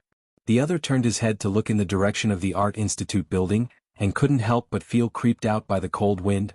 "Is someone playing the piano over there? Let's go take a look?" "No. It's the middle of the night. How could someone be playing the piano in there? It's not a person? F***ck. Can you not say it out loud?" The satisfied Qin Guang didn't know that the two poor brothers outside were scared out of their wits. Back in the dorm, he turned on his computer and blurred out the parts that might expose him to be in the performance hall of the Art Institute building of Gokyo University, and then uploaded the video. As per international practice, he scrolled through Weibo, and before he knew it, the number of his fans had completely broken through 2 million, reaching as high as 2.6 million. Weibo had already invited him more than once to activate his V-verification and self-media verification. Qin Guang was tempted, but he still knelt down to the real name verification.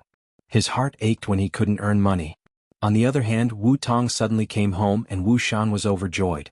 He personally cooked a bowl of dumplings for her as a midnight snack, and watched Wu Tong eat happily. "Why did you suddenly come back today? What were you busy with?" Wu Shan asked. Wu Tong waved her hand. "Nothing much. I was singing a song with a few friends." "What? Are you unhappy that I'm back?" Wu Shan did not suspect anything. "How can I do that? I'm more than happy about it. Why don't I transfer you to the city after some time? You can stay at home every day. I'm always alone at home and I don't have anyone to talk to when I come home at night." Wu Tong rolled her eyes. "How can that be? You are the head of the department. Many people are lining up to treat you to a meal. It's not like you don't know that I never attend those events. My identity is sensitive, and I can't let others gossip about me." Wu Shan said. "That's right. Comrade Wu Shan, you are famous for being selfless, and willing to sacrifice your family for the greater good." Wu Tong felt that he was trying to tell her something again. She waved her hand impatiently, finished the dumplings, and went back to her room to sleep. After Wu Tong entered her room, Wu Shan frowned. He could tell that Wu Tong was hiding something from him, but he didn't dare to interrogate his daughter. Just when he was trying to figure out what Wu Tong was hiding, his phone suddenly rang. It was a call from Qin Guang. Chapter 388. Qin Guang held the mouse in one hand and refreshed Weibo continuously.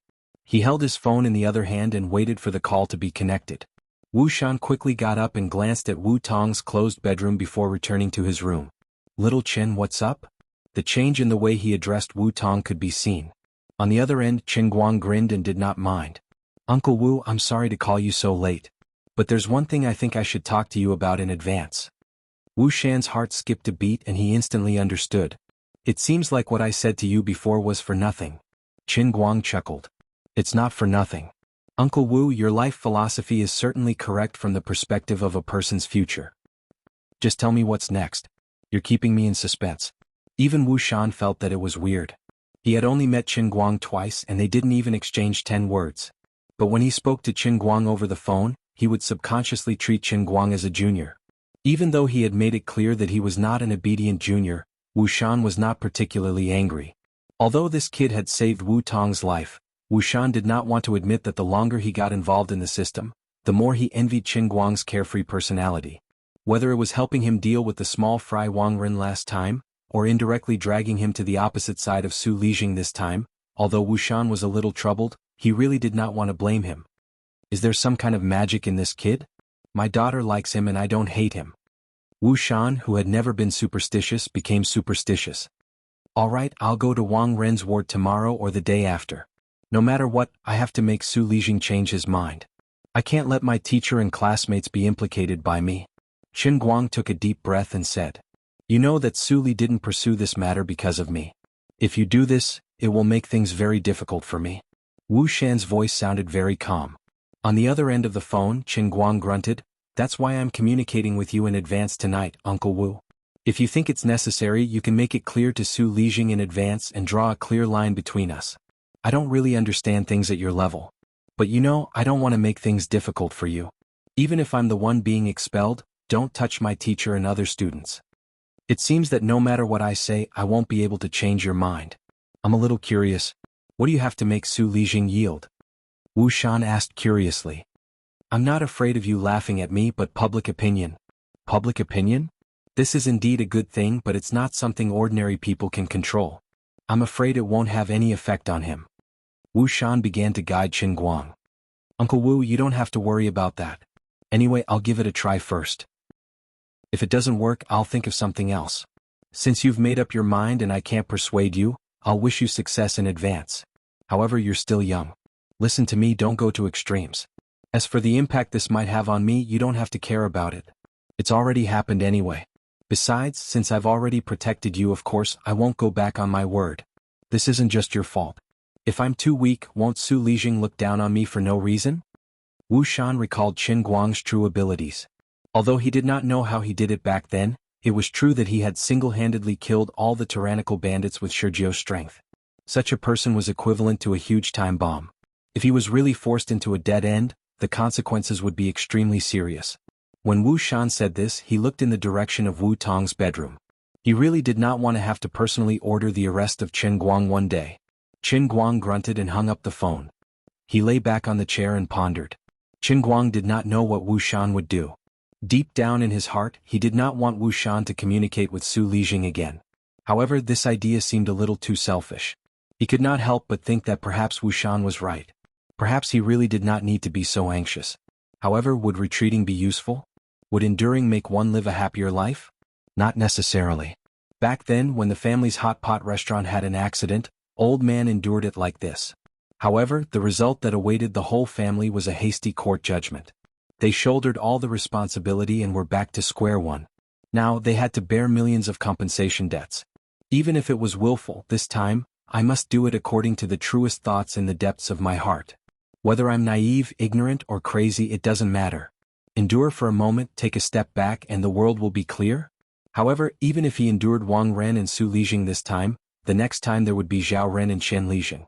He would have to be like a tortoise, hiding in its shell and living in fear for the rest of his life. What was the point of that? The next morning, just as dawn broke, Chen Guang received a call from Wu Tong. She said that she was already waiting for him downstairs. Wu Tong looked apologetic. I don't know what's wrong with the bureau. They suddenly gave me an urgent mission. I have to go to another province to arrest. Oh, this is a secret mission. I almost let it slip. Chen Guang understood, but his face did not reveal any flaws.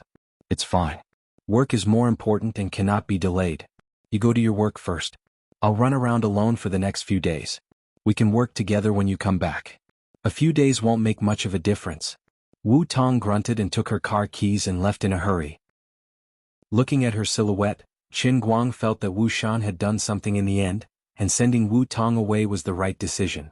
He was afraid that before the dust settled on Wang Ren and Su Lijing, she would not be able to come back. If old Han and Guoming's determination was shaken because of this, there was nothing he could do. Of course, Qin Guang had already expected this. It could even be said that he had deliberately sent Wu Tong away.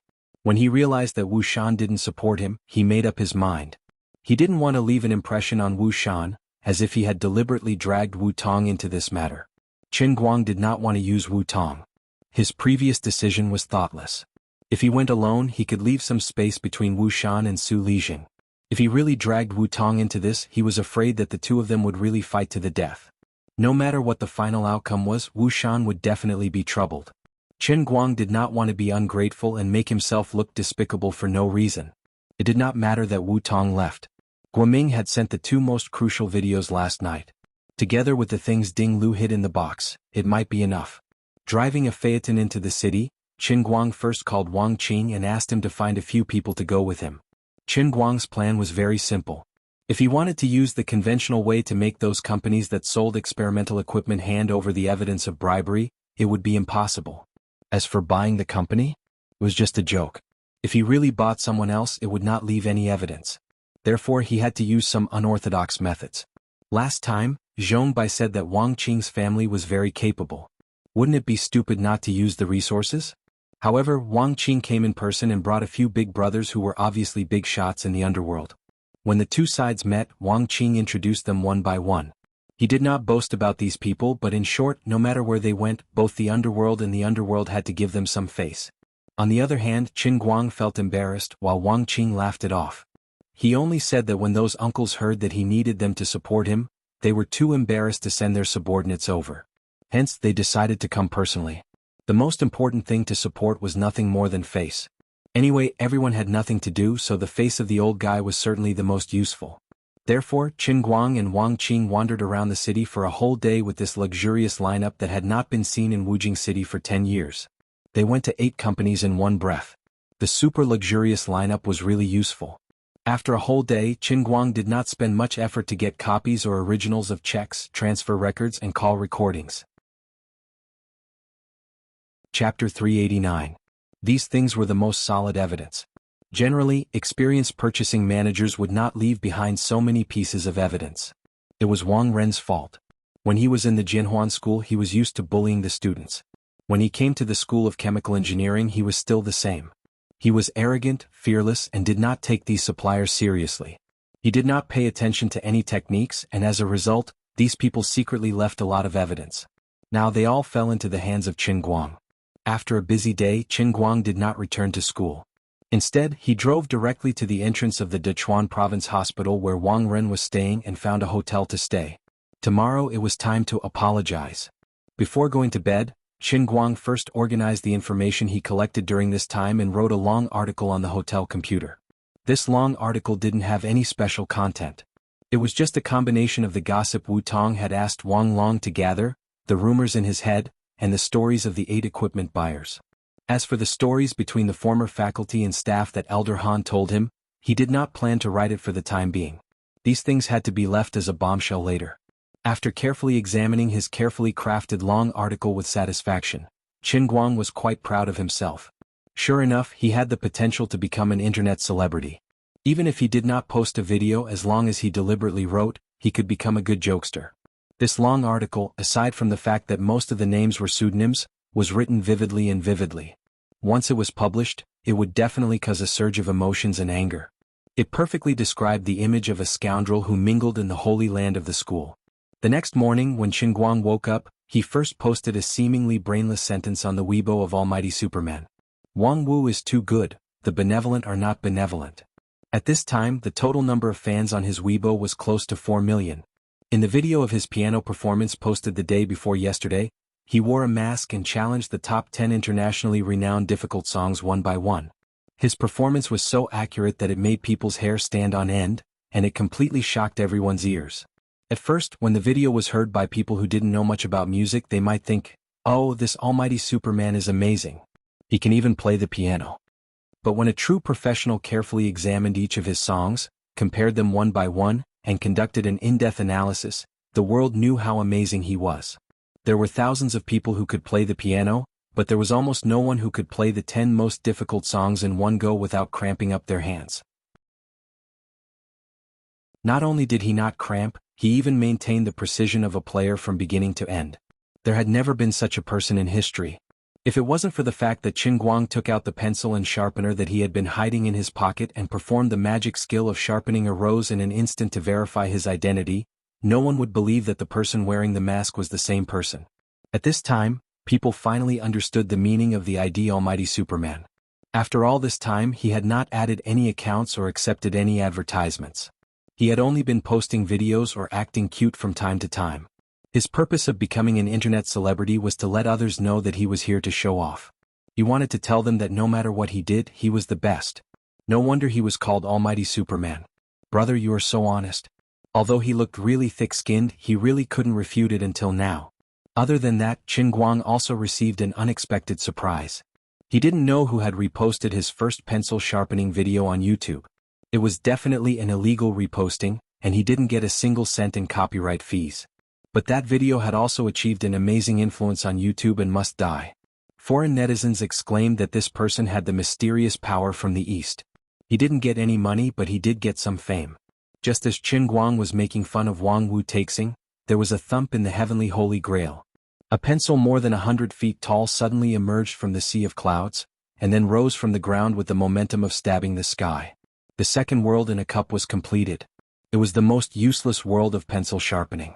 The same video was blooming both at home and abroad.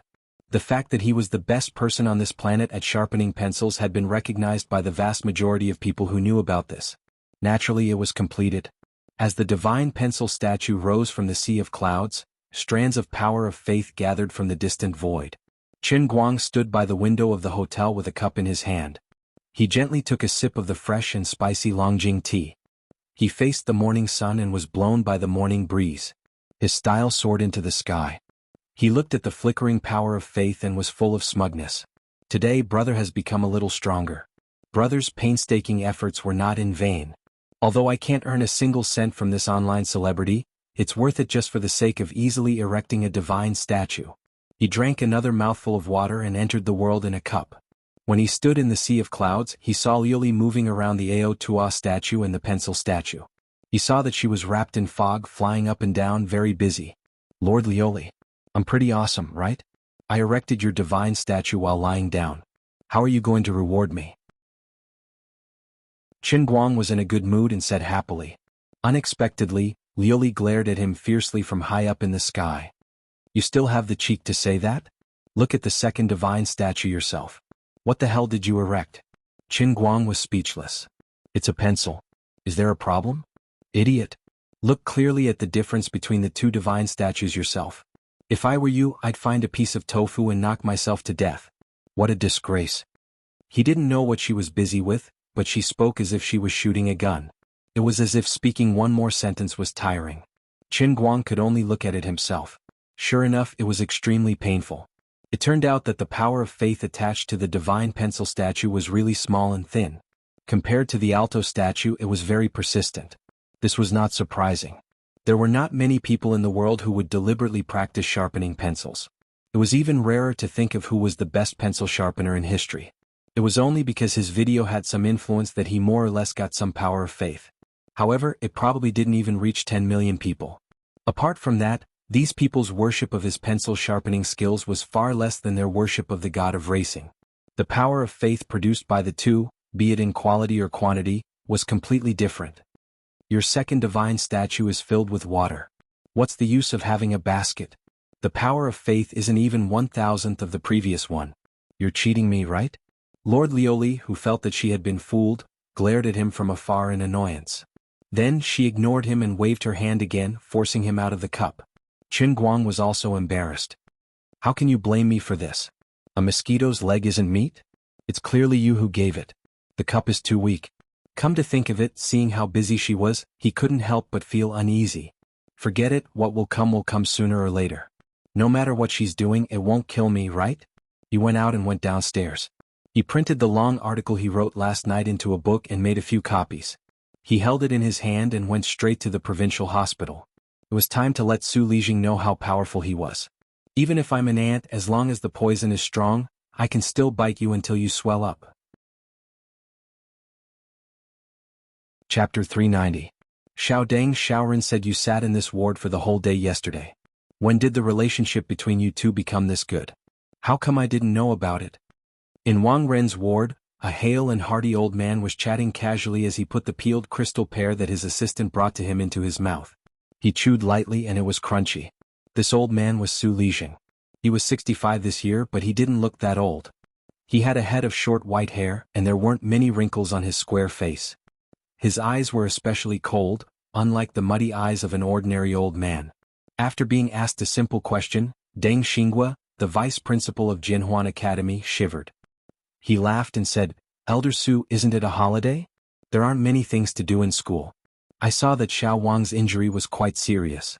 Since I have nothing to do and I live close to here, I came to see if there was anything I could do to help." "So what if I have nothing to do? You, the vice principal, are quite free." Su Lijing glanced at him and didn't say anything else.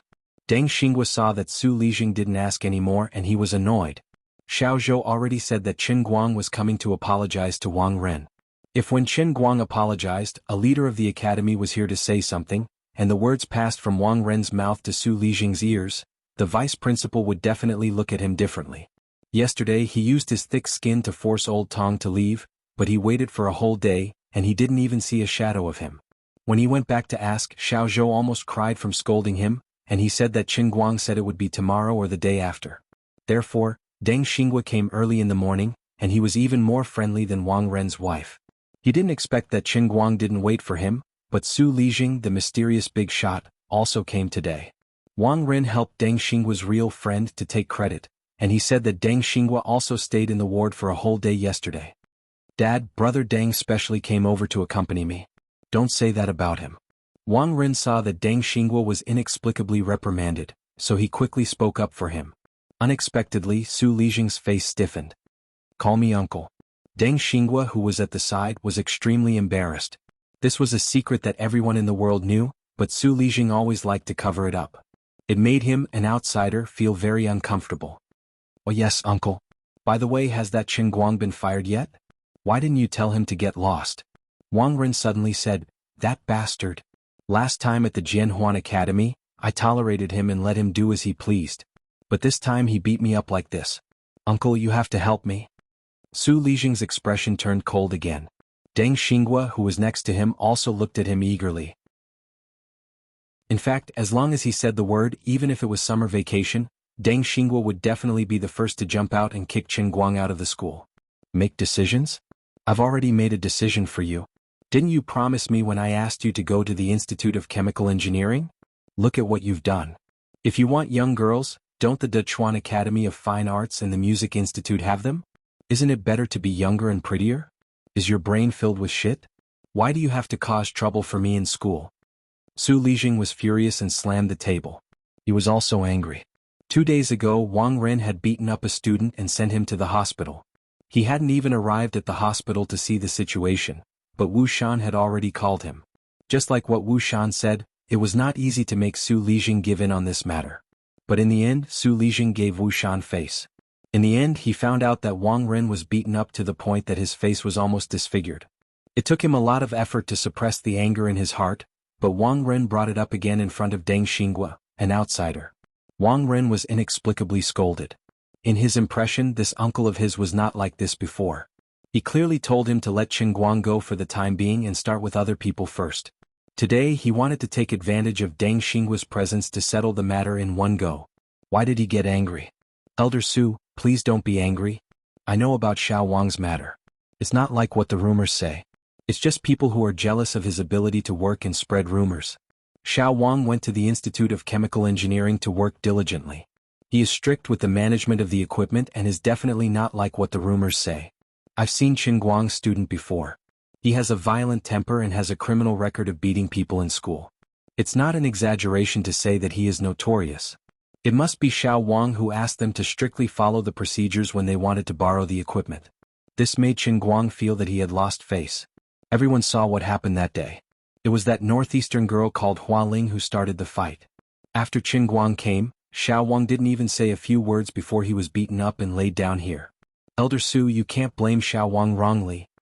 Deng Xinghua saw Su Lijing was angry, so he braced himself and stood up to help Wang Ren. He never thought that Su Lijing would really believe it. When Wu Shan negotiated with him, he didn't talk about too many details.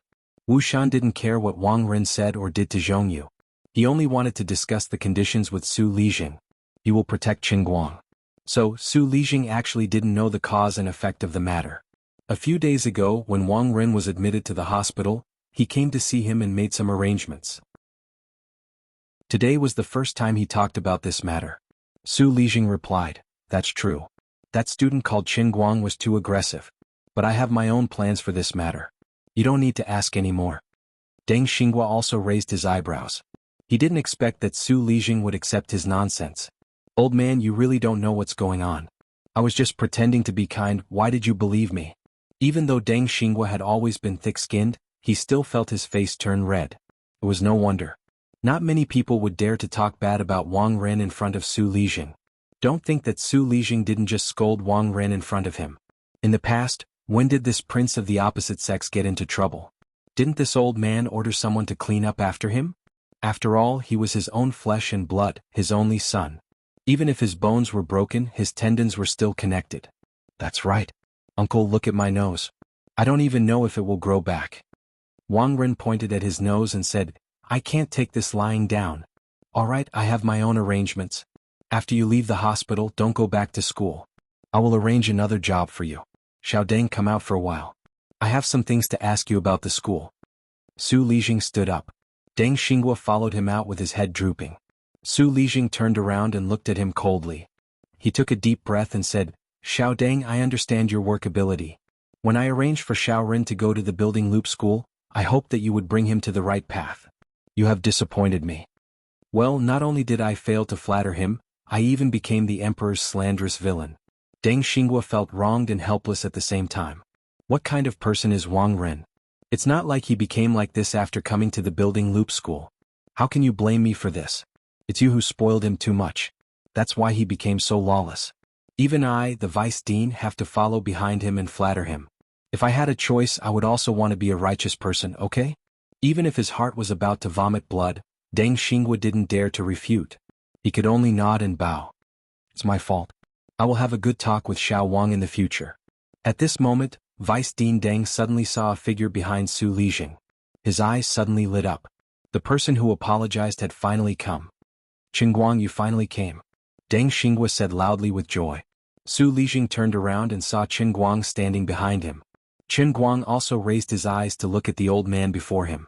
Even without Vice Principal Deng's introduction, he could tell that this old man was the vice principal of the Su University, who had brought Wang Ren into the school's tumor.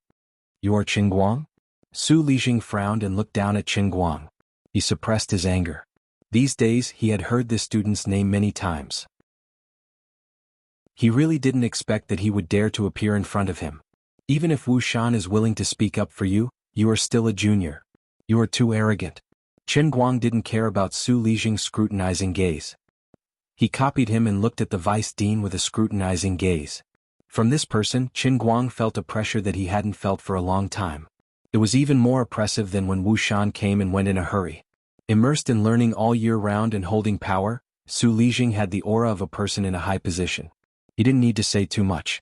A simple expression, a frown, and a focused gaze could make Xiao Xiaoxin feel fear. However, no matter how high your position is or how many things you have done, the Su Lijing I know is only Wang Ren's backing. That's all. He suddenly grinned. "You are Vice Dean Su? I have long heard of your name. Today you really live up to your reputation." Su Lijing frowned even more. Obviously, he didn't hear a trace of respect or fear from Qin Guang's tone. This was completely different from his impression of a student. The vice dean of a university was a completely different concept from the principal of a junior high school. Moreover, this was Gokyo University, one of the top 10 universities in the country. The older one grew, the more they understood the power of power. Didn't Wu Shan teach him how to be a proper person? Did he really think that I, Su Lijing, was a pushover that could be easily bullied? Didn't your parents teach you to respect your teachers? Su Lijing's face turned cold as he spoke again. Qin Guang smiled again. They did. I understand that it is natural to respect one's teachers, but they also taught me that some teachers don't need to be respectful. Although Su Lijing was an elder, his impression of Qin Guang was extremely bad before they met. Now he had only said one sentence and he was already talking in such a tone that he even brought up Qin Guang's parents. Who the hell would be polite to him? Su Lijing was instantly enraged. Deng Xingua saw that the situation wasn't looking good, so he quickly came over and patted Qin Guang's back, trying to push his head down. Elder Su, you misunderstood. The day before yesterday, Qin Guang told his form teacher, Teacher Zhou, that he felt guilty for hurting little Wang, so he specially came over to apologize.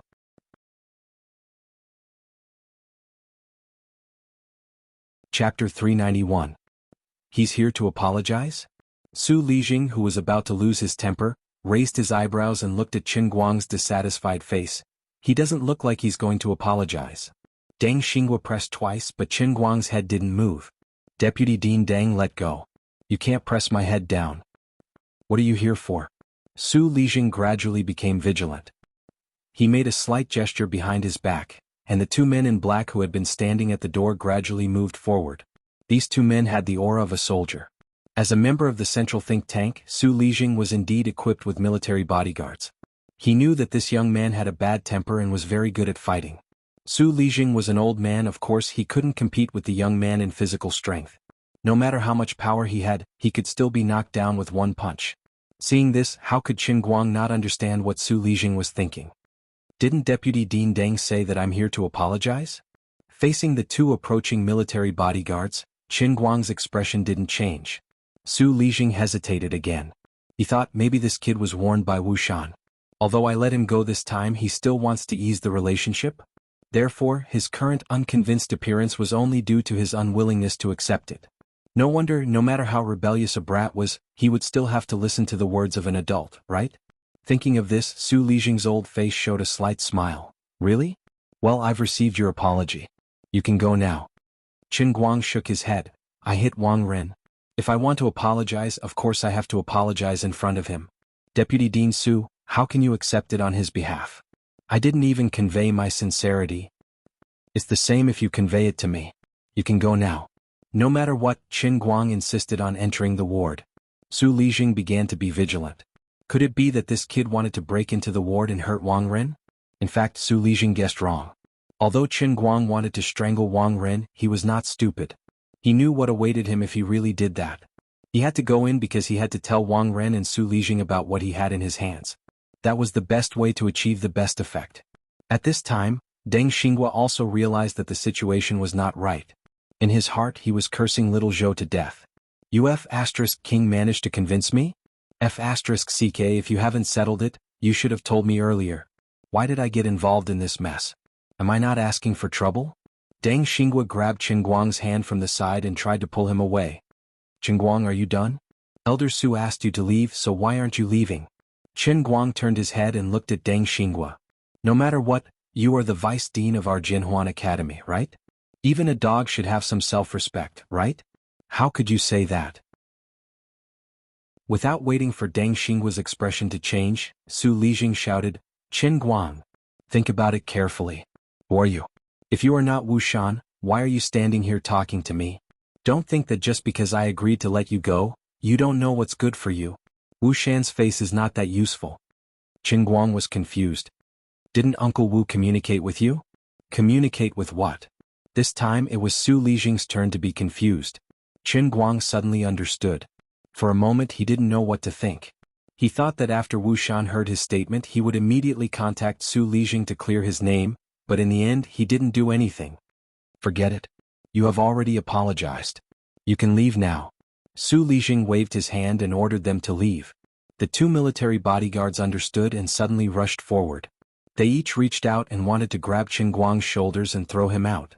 Qin Guang hadn't achieved his goal today. How could he throw him away so easily? He originally wanted to talk nicely, but he didn't expect that he still had to fight. After stuffing the printed books into his trouser pocket, Qin Guang immediately made his move. His left and right fists punched the chest of the two military bodyguards at the same time. The two of them were quiet and didn't show their abilities. However, since they were sent to be Su Lijing's bodyguards, they obviously had some real skills. The two of them looked disdainful. They didn't dodge, but both of them locked their hands in front of them. They planned to grab Qin Guang's fists. However, they didn't expect a huge force to come.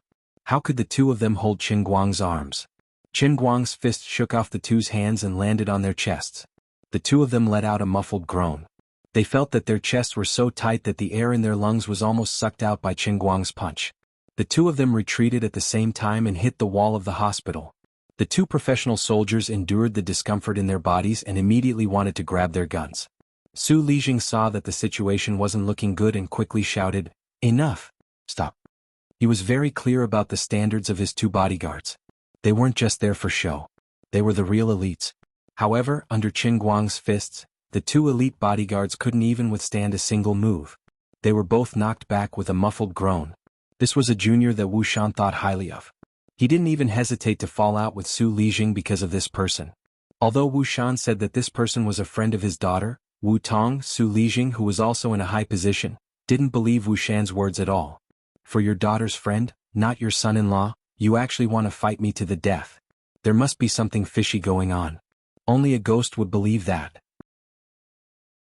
He had long heard that the grandson of a real big shot in the military was studying at Gokyo University. Su Lijing had been asking around for 3 years but to no avail. The big shot in the military hid this matter very well. Now, it seemed that Qin Guang was very likely that person's grandson. Otherwise, there was no reason for Wu Shan to think so highly of him. Wu Shan was even willing to give up his own wife and child. He was definitely not a man of character. He must be plotting something. If Su Lijing had some doubts before, now that he saw Qin Guang force the two bodyguards to retreat and recalled his arrogant attitude from the beginning, how could Su Lijing not panic? He remembered something else. Right, Su Lijing had heard someone talk about that young man by chance. It was said that he had a great ambition at a young age. He didn't want to be a soldier like his grandfather, nor did he want to be in the economy like his grandfather.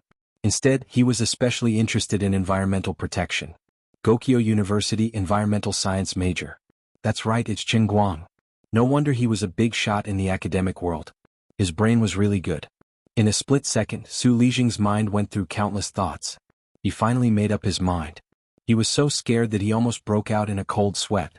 He didn't dare to let the two bodyguards pull out their guns. If that person knew that his grandson was being held at gunpoint by his own bodyguards, even 10 Su Lijings wouldn't be enough.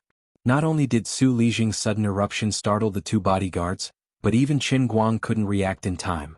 Little Qin. Sure enough, heroes come from the young. Your kung fu really opened this old man's eyes. You're indeed a tiger from a family of generals. Even if you're not a soldier, you must have trained a lot since you were young, right? A person's potential was really forced out. Su Lijing's old body was extremely agile as he stood between Qin Guang and the two bodyguards. His face instantly changed into a bright smile. He patted Qin Guang's shoulder and said with a smile. This sudden change in the situation really made people scratch their heads in confusion. At this moment, Qin Guang's face was also covered in a dumbfounded expression. When he saw the two bodyguards trying to pull out their guns, he became bold and decided to make the first move. He intended to take the two of them down and seize their weapons to cripple their resistance. If there's a need, he would even point a gun at Su Lijing's head to let him know that he's playing with his life today. But in the end, what happened? Did this old guy take the wrong medicine? I originally planned to play with my life on the line. Where did your amiable look come from? Your face-changing technique is so skillful that I can't look straight at it. The world is changing too fast and I can't keep up with the rhythm. What the hell is a tiger from a family of generals? Logically speaking, my dad was indeed a soldier.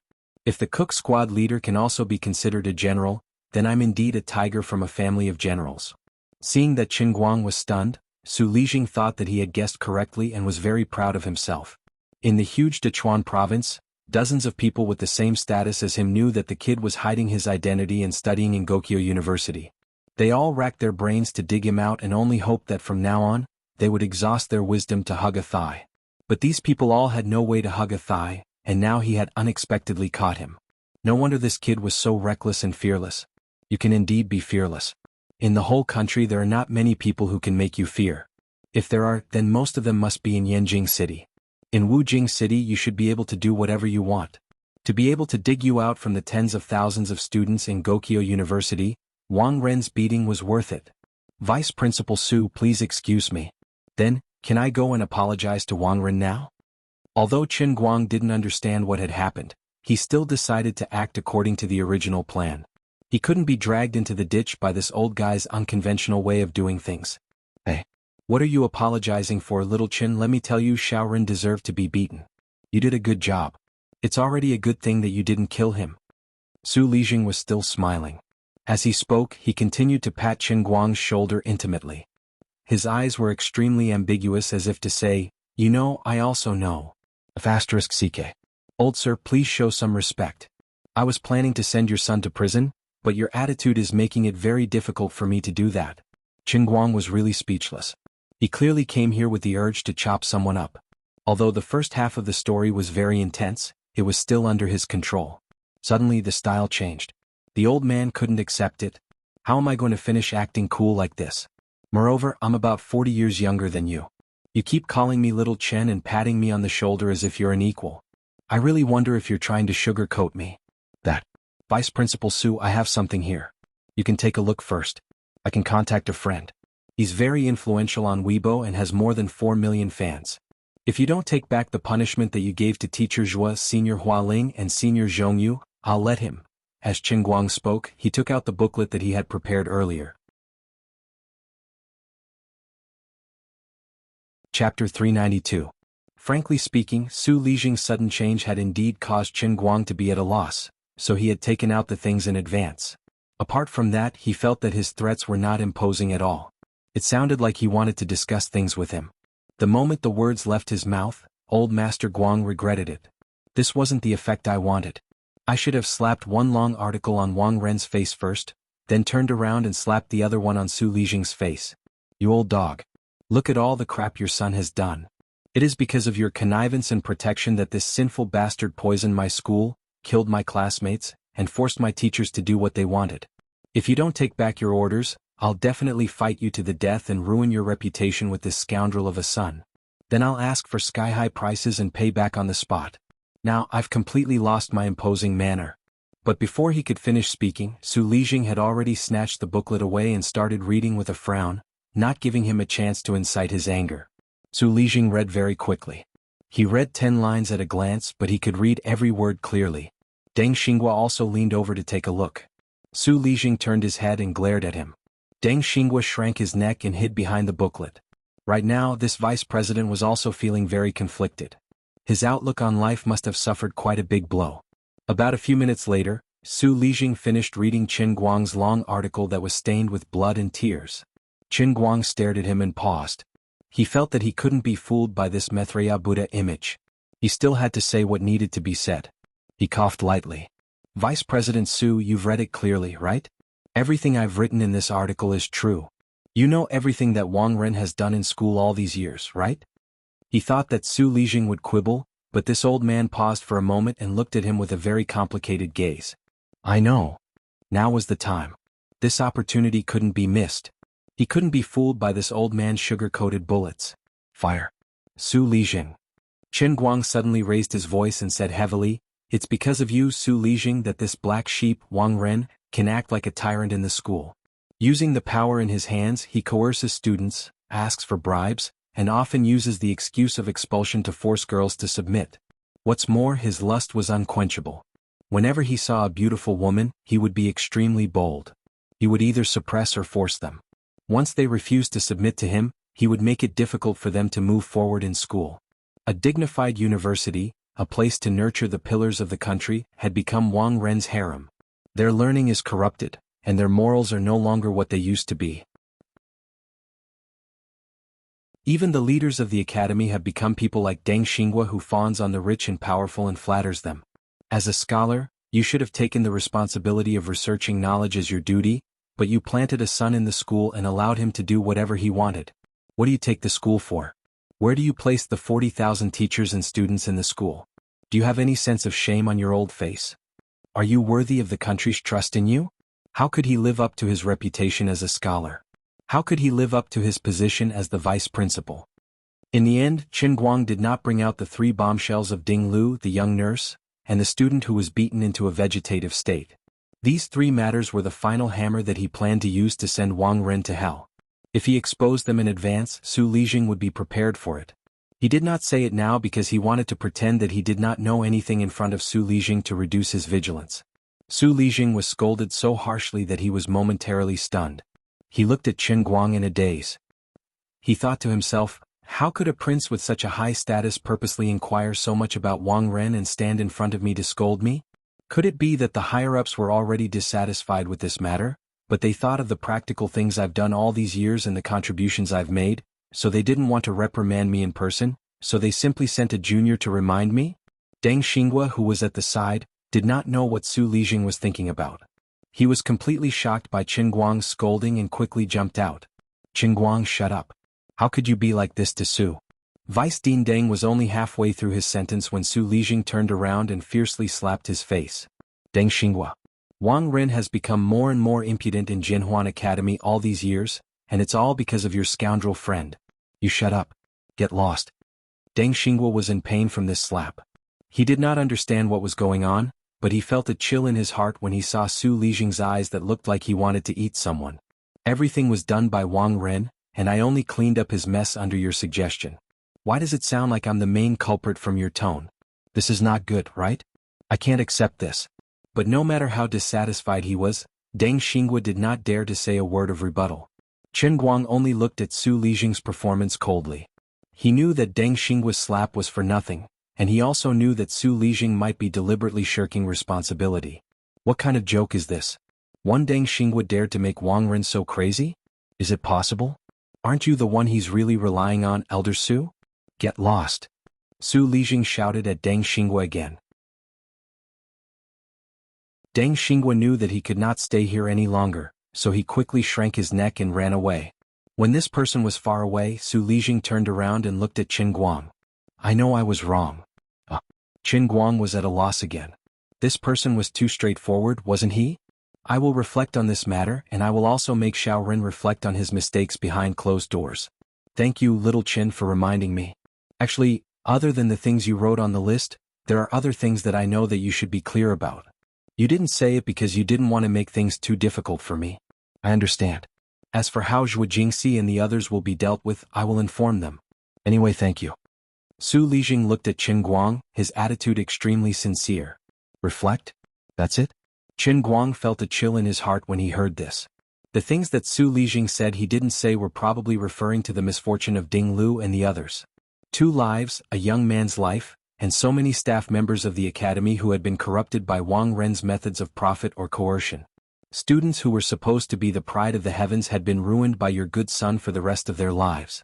Is that all you have to say is reflect on your mistakes? Is that all you have to do is reflect on your mistakes behind closed doors?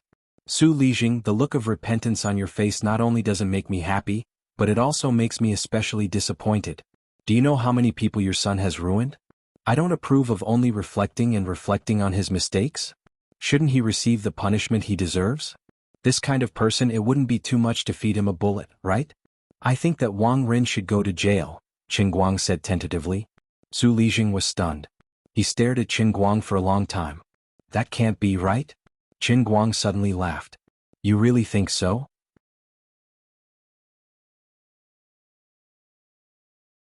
Chapter 393. Su Lijing was creeped out by Qin Guang's smile, but he was wary of Qin Guang's identity as a tiger from a family of generals, so he did not know how to answer him. No matter what, I'm considered a meritorious official, right? It's wrong to indulge the younger generation, but it didn't cause too much damage.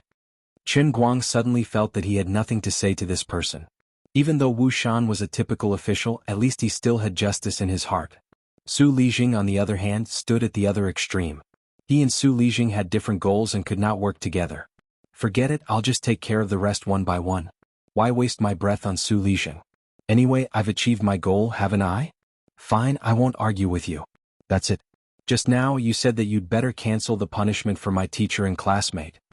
Qin Guang threw down this sentence and prepared to leave. At that moment, the ward door suddenly opened. Wang Ren seemed to have heard the commotion outside. He did not seem to understand the situation. Earlier when he was alone he heard Qin Guang's voice. He remembered that Deng Xinghua vaguely mentioned that Qin Guang was coming to apologize. Therefore he could not sit still on the bed. He hated Qin Guang to the core. If he had the chance he wanted to step on Qin Guang's face. Now you actually came to me? How can I let you go just like that? Even though Wang Ren could not understand why Su Lijing refused to agree to his request to fire Qin Guang, but since that brat came to ask for a beating, it was not too much for him to go out and vent his anger, right? Therefore he opened the door and saw Qin Guang. He used about 5 seconds to organize his words and decide on his next move. Qin Guang. He grinned and shouted Qin Guang's name. He raised his hand and wanted to give this thorn in his flesh a tight slap. His hand was raised in midair, but Qin Guang had already turned around and looked at him coldly. Wang Ren thought, you came to apologize without any sincerity. What do you mean by that look? Aren't you quite capable? If you have the guts, why don't you make a move now? Do you dare to make a move in front of my dad's bodyguards? No matter how good you are at fighting, can you beat the bodyguard sent by the army? Wang Ren was so excited that he raised his hand higher and higher. His chest was filled with anger and hot blood. Now you know to apologize? Too late. I will kick you out of the school first and then crush you to death bit by bit. Then he waved his hand, completely not noticing that Su Lijing's face had turned pale, nor did he notice that Qin Guang was staring at him as if he was looking at a dead fish. He also didn't notice that the 2 military bodyguards he was relying on didn't dare to look at Qin Guang from beginning to end. In the end his hand didn't hit Qin Guang's face. Instead he felt a dull pain in his chest. Then his fat body flew in the direction of the ward's door, and then he fell hard into the ward. His back hit the floor cabinet making a loud noise. Then there was a series of cracking sounds on his back. He didn't know which bone was broken. Wang Ren used a little strength to stand up, but there was a heart-wrenching pain in his back. He couldn't move. He wailed. Qin Guang slowly retracted his foot that was in midair, turned around to look at Su Lijing and shrugged. You can't blame me for this. The expressions on Su Lijing's face were too colorful. There was anger, confusion, panic, and perhaps a trace of unwillingness. Qin Guang thought he would be furious, but instead he took a deep breath. It's okay. Good kick. Xiaoren deserves it. At that moment, a man in military uniform suddenly stepped out of the elevator. He stared and saw the 2 military bodyguards standing beside Su Lijing. He said loudly, Zhao Hu, why did you two send a distress signal for no reason? I was busy here and I was the closest to you, so I threw it over. This Zhao Hu was one of Su Lijing's bodyguards. He looked at the newcomer with a bitter face. Captain Xue, it's a misunderstanding. It's a misunderstanding. This person was Xuelin. She knew Su Lijing. She first nodded at him. Greetings, Elder Su. At that moment Qin Guang turned around. Xuelin turned her head and saw him. Brother Qin Guang? Why are you here? Qin Guang glanced at Xuelin. His mind was a mess. He seemed to have seen this person before, but he couldn't remember his name. Who are you? I'm Xuelin. Did you guys just fight? No wonder Zhao Hu sent a distress signal in a panic. These 2 people are still alive. Thank God. Last time when he exchanged blows with Qin Guang, Xuelin was defeated without any resistance. He admired the strong the most. Now his tone was naturally filled with respect and some joy. Qin Guang impatiently waved his hand and turned to leave. Don't bother me. I'm not in a good mood. It was rare for Xuelin to block Qin Guang. How could she let him go so easily? Brother Qin Guang, wait a minute.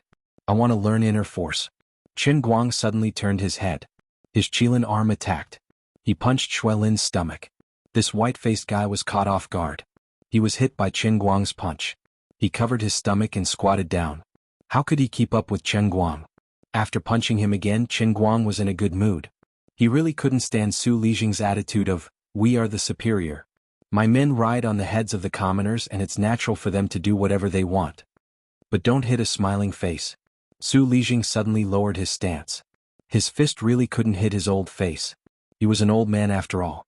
Now that someone had delivered himself to his doorstep to be beaten up, he could at least vent the pent-up anger in his heart. Instantly he felt much better. Xuelin held her stomach and squatted on the ground for 3 minutes. With Zhao Hu's help, she stood up shakily. Damn it. I might have internal injuries. Captain Xue, who is this guy?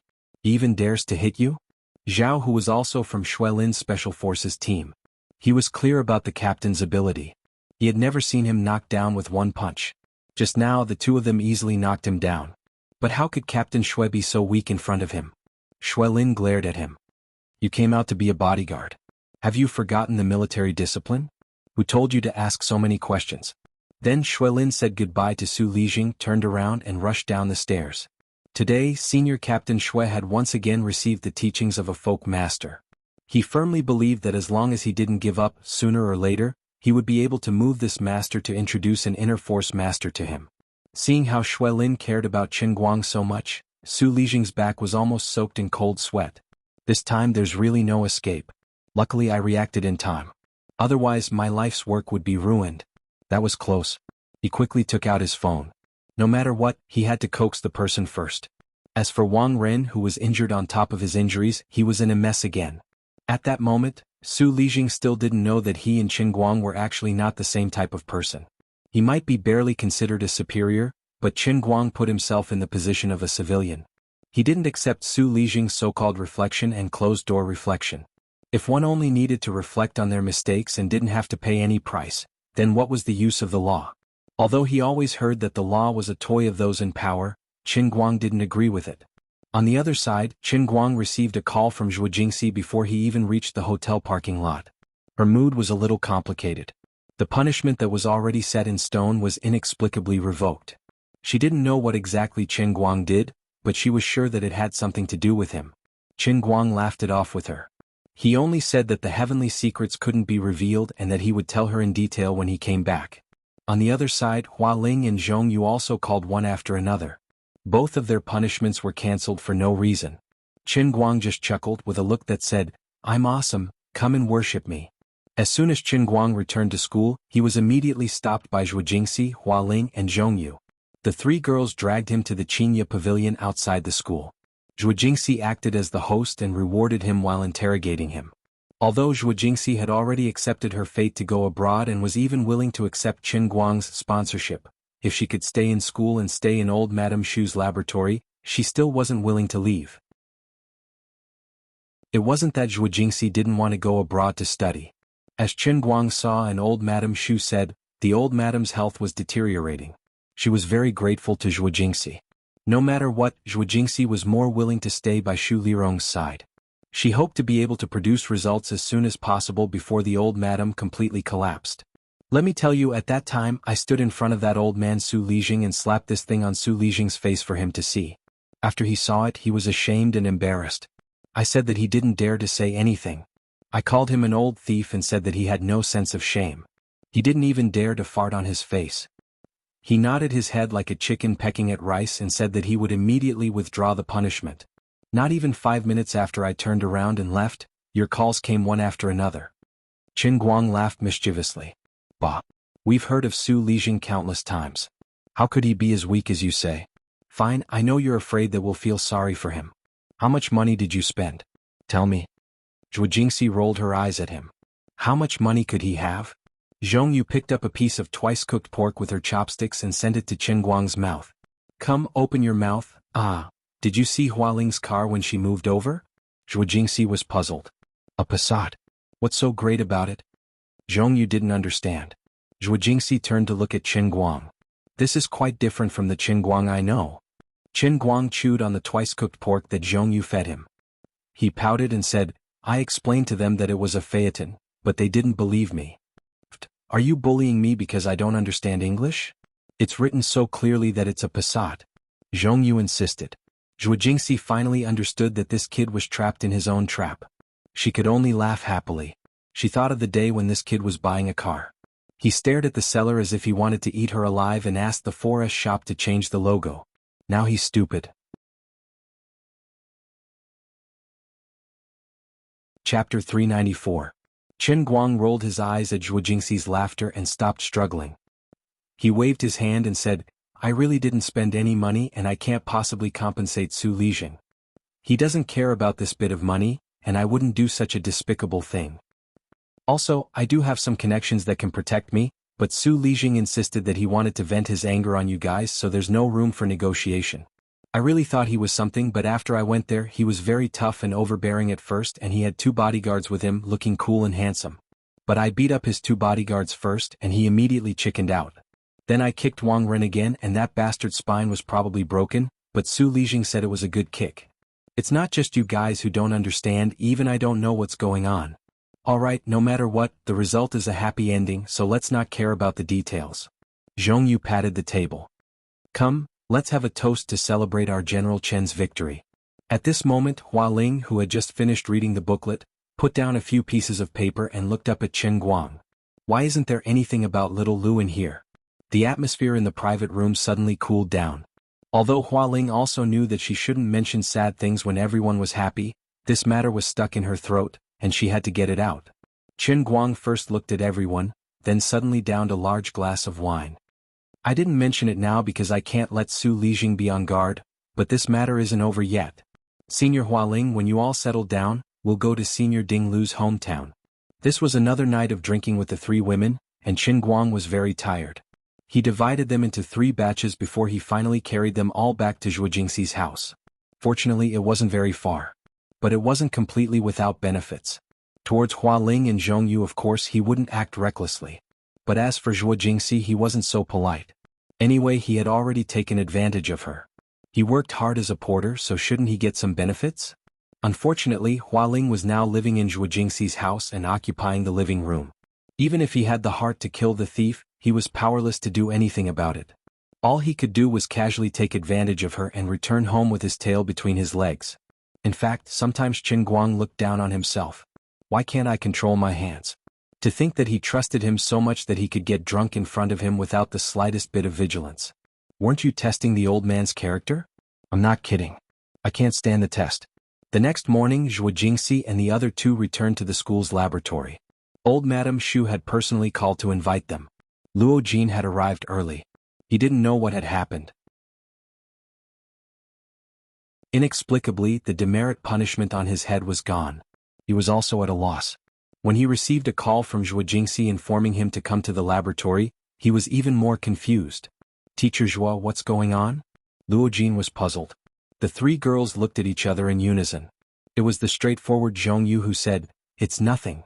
Senior brother Luo, just treat it as a dream."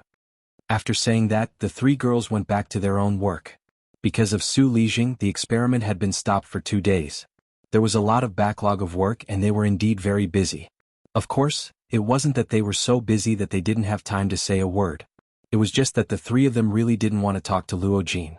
With Chen Guang as a mirror, there was no need to say much about Luo Jin's character. Luo Jin suddenly felt that he was no longer a person in this laboratory. He was not wrong. When the next semester started, Zhuo Jingxi really planned to change to another graduate student. In any case, there were already 3 girls in the laboratory, so she might as well change all of them to a female army. As for Chen Guang, he went to a tea house near Vice Principal Han's residential area. After sitting and waiting for a while, Guoming and Old Man Han arrived one after another. Guoming's eyes were filled with excitement. "Are you ready to move? I can do it any time." Old Man Han also suppressed his excitement. "I have been secretly asking around in the academy for the past few days. Many people are starting to get restless. I don't know what happened, but I heard that Deng Xinghua had offended Su Lijing. Yesterday, Old Tong and Principal Ku had an appointment for a long time. I guess this matter has something to do with Su Lijing. Also, why did Su Lijing suddenly revoke the punishment given to Xiao Zhua and the others? What else have you been doing these few days?" Chen Guang looked at the 2 extremely excited people. After thinking for a while, he still couldn't hide it from them. So he told them the truth about Wu Tong being sent away. As for the rest, he didn't need to explain it too clearly. It was as if a bucket of cold water had been poured over their heads. "Maybe the 2 of you have misunderstood. The Martial Arts Bureau wanted to do this with me and let Wang Ren receive the punishment he deserved. However, the Martial Arts Bureau didn't seem to support it and sent her away. But no matter what, I have made up my mind to do this. As for the 2 of you, I understand your difficulties. I can't be too selfish and only care about myself. I can't be too selfish and think about dragging you into this." Unknowingly, Qin Guang, a 3rd-year student, didn't behave like a student in front of Old Man Han, a deputy dean, and Guoming, a former director, and now an executive of a listed company. Instead, he behaved like a peer. When the 2 heard this, they were silent for a long time. They looked at Qin Guang with some pain, as if they were thanking him for being honest with them. However, they also seemed to be regretting that they might have missed another good opportunity to take down Wang Ren and Su Lijing. Since they had already said this much, there was no point for Qin Guang to continue staying here. So he didn't stay any longer and got up to leave. Not long after he left the tea house, Wu Shan called again. Xiaoqin, what did you say to Su Lijing? Today after my meeting he came to the entrance of the courtyard to invite me for tea. His words were strange. On the other end of the line, Wu Shan was extremely puzzled. He keeps saying that I'm not honest and that I'm guarding a mountain of gold and silver. I'm really confused by him. Have you guys settled the matter? More or less, half of it has been settled. Qin Guang didn't quite understand what had happened either. Haven't the punishments been revoked? What else do you want? Wu Shan's tone was somewhat dissatisfied. He wanted to use his words to lecture Qin Guang again, but even Wu Tong wouldn't listen to him. Qin Guang was at most his junior, so it was even more impossible for him to listen to him. However, because Qin Guang wasn't that close to him, he couldn't contradict him like Wu Tong did. He only took a deep breath. Uncle Wu, it's not that I want anything else, it's that justice needs to be done. Listen to me tell you 3 things. If you still insist that I should stop after listening, then I'll listen to you. Since you're Sister Wu Tong's father, I'll listen to you. After organizing his words in his mind, Qin Guang told Wu Shan about the 3 important things. They were about Ding Lu, the nurse, and the boy who was beaten into a vegetative state. As for the others, whether it was corrupting teachers and students, embezzling public funds, or even using his authority to steal meat from students, or using underhanded means to expel Guoming from the academy, they were all minor details. Wang Ren's actions were only unforgivable. Uncle Wu, everything I said is the truth. If there's even one thing that isn't true, I won't pursue it. Of course, from my personal standpoint, I'm just meddling in other people's business. But since I know about it, I can't just ignore it. To be honest, this kind of thing should be handled by someone with your position. However, I understand your difficulties, so I won't ask for your help. I only ask that you don't stop me. As Qin Guang spoke, he tightly grasped the heavenly Holy Grail in his hand. He was waiting for Wu Shan's answer. He really didn't want to be a saint, but Wang Ren appeared in front of him again and again. It was as if something was testing his character. He couldn't help but ask in his heart, Lu Li, are you testing my sense of justice? Is it true that only people with a righteous heart are qualified to become the owner of the heavenly Holy Grail? Don't think like that. The heavenly Holy Grail isn't that great. Unexpectedly, just as this thought came to his mind, Wu Shan was still silent, but Lu Li was now complaining in his heart. *CK. Can you give me some hints before you come out next time? Can you not scare me? Just like when you receive a message? It's not impossible. I can't be bothered. Fine, I'm afraid that you'll be stubborn. I just want to tell you to do whatever you want to do. Don't use me and the Holy Grail as a cover. Of course, things like temperament were indeed important, but he had only seen the spirit of heaven now. How was this relevant? There was still a difference of 108,000 miles. In short, the way you conduct yourself now can be summed up in one word. Just be a coward. Coward? Follow your heart. Follow your heart. In any case, do whatever you want to do. Don't leave any regrets in your heart. Let me put it this way. People who are always afraid of the slightest thing will sooner or later die on the path of the 3,000 worlds. Lu Li said very casually. Can you not talk about something as terrifying as death like it's a cabbage? Tell me secretly, how many redeemers have died before me? Lu Li chuckled. Not a single one. Because you're the first. Just like what you guys always say when you do experiments, you're a lab rat. You're the first user of one of the 10 great artifacts of the Endless God Realm, the Heavenly Holy Grail. Isn't it very cool to think of it this way? Very proud? Frankly speaking, after you've passed the 3,000 worlds, other than saving me, what else will happen? I'm also very confused. Are you happy?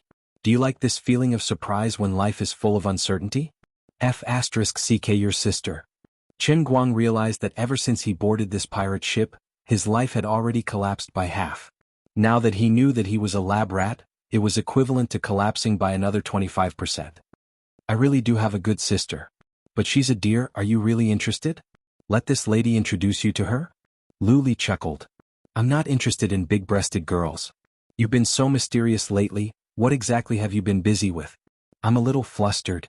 Qin Guang recalled Lu Li's busy look when the pencil statue was erected. If she didn't say something, he really couldn't feel at ease. I've already said that I have a big plan, don't worry about it. Anyway, you won't die for a while. *CK. What do you mean won't die for a while? Don't be like this. You always have to make big news. This big brother is very tired of being a redeemer, okay? I can't be bothered with you, dog-biting Lu Dongbin. You don't know how to appreciate my kindness. Lu Li had always been impatient when talking to Qin Guang. She ran away after a few sentences, causing Qin Guang to grit his teeth in hatred, but there was nothing he could do. On the other side, Wu Shan finally made a decision. He took a deep breath and said heavily, "To be honest, before you mentioned this to me, I didn't think that things would be this bad. Su Lijing is indeed a little too much." "Then Uncle Wu, do you understand now? What do you think I should do?" Qin Guang didn't want to argue with him anymore, so he asked straightforwardly. Chapter 395. Wu Shan pondered for a few seconds. "If you can gather enough evidence and convince me, I'll personally contact the procuratorate for you. If it's just you, the procuratorate won't accept it." Wu Shan said, "Although there may be a lot of hidden dangers, I can still handle it. But I won't let Wu Tong come back for a while. I don't want her to be involved in this matter, so don't talk to her." Qin Guang was overjoyed. Then, thank you for your understanding." After hanging up the phone, Wu Shan leaned against the leather chair and closed his eyes for a long time. He then picked up the phone and dialed a number to briefly report his decision. Not long after, the other side replied with one word, "Approved." Wu Shan let out a long sigh of relief and his eyes gradually became firm. His statement just now basically meant that Wu Shan was indeed going to go against Su Lijing. Perhaps he wasn't as righteous as he was before Qin Guang, but he still couldn't make up his mind to make enemies for no reason. After all, it's meaningless for him to kill all his enemies in one fell swoop. After all, with his identity and status, he couldn't do things as willful as Qin Guang.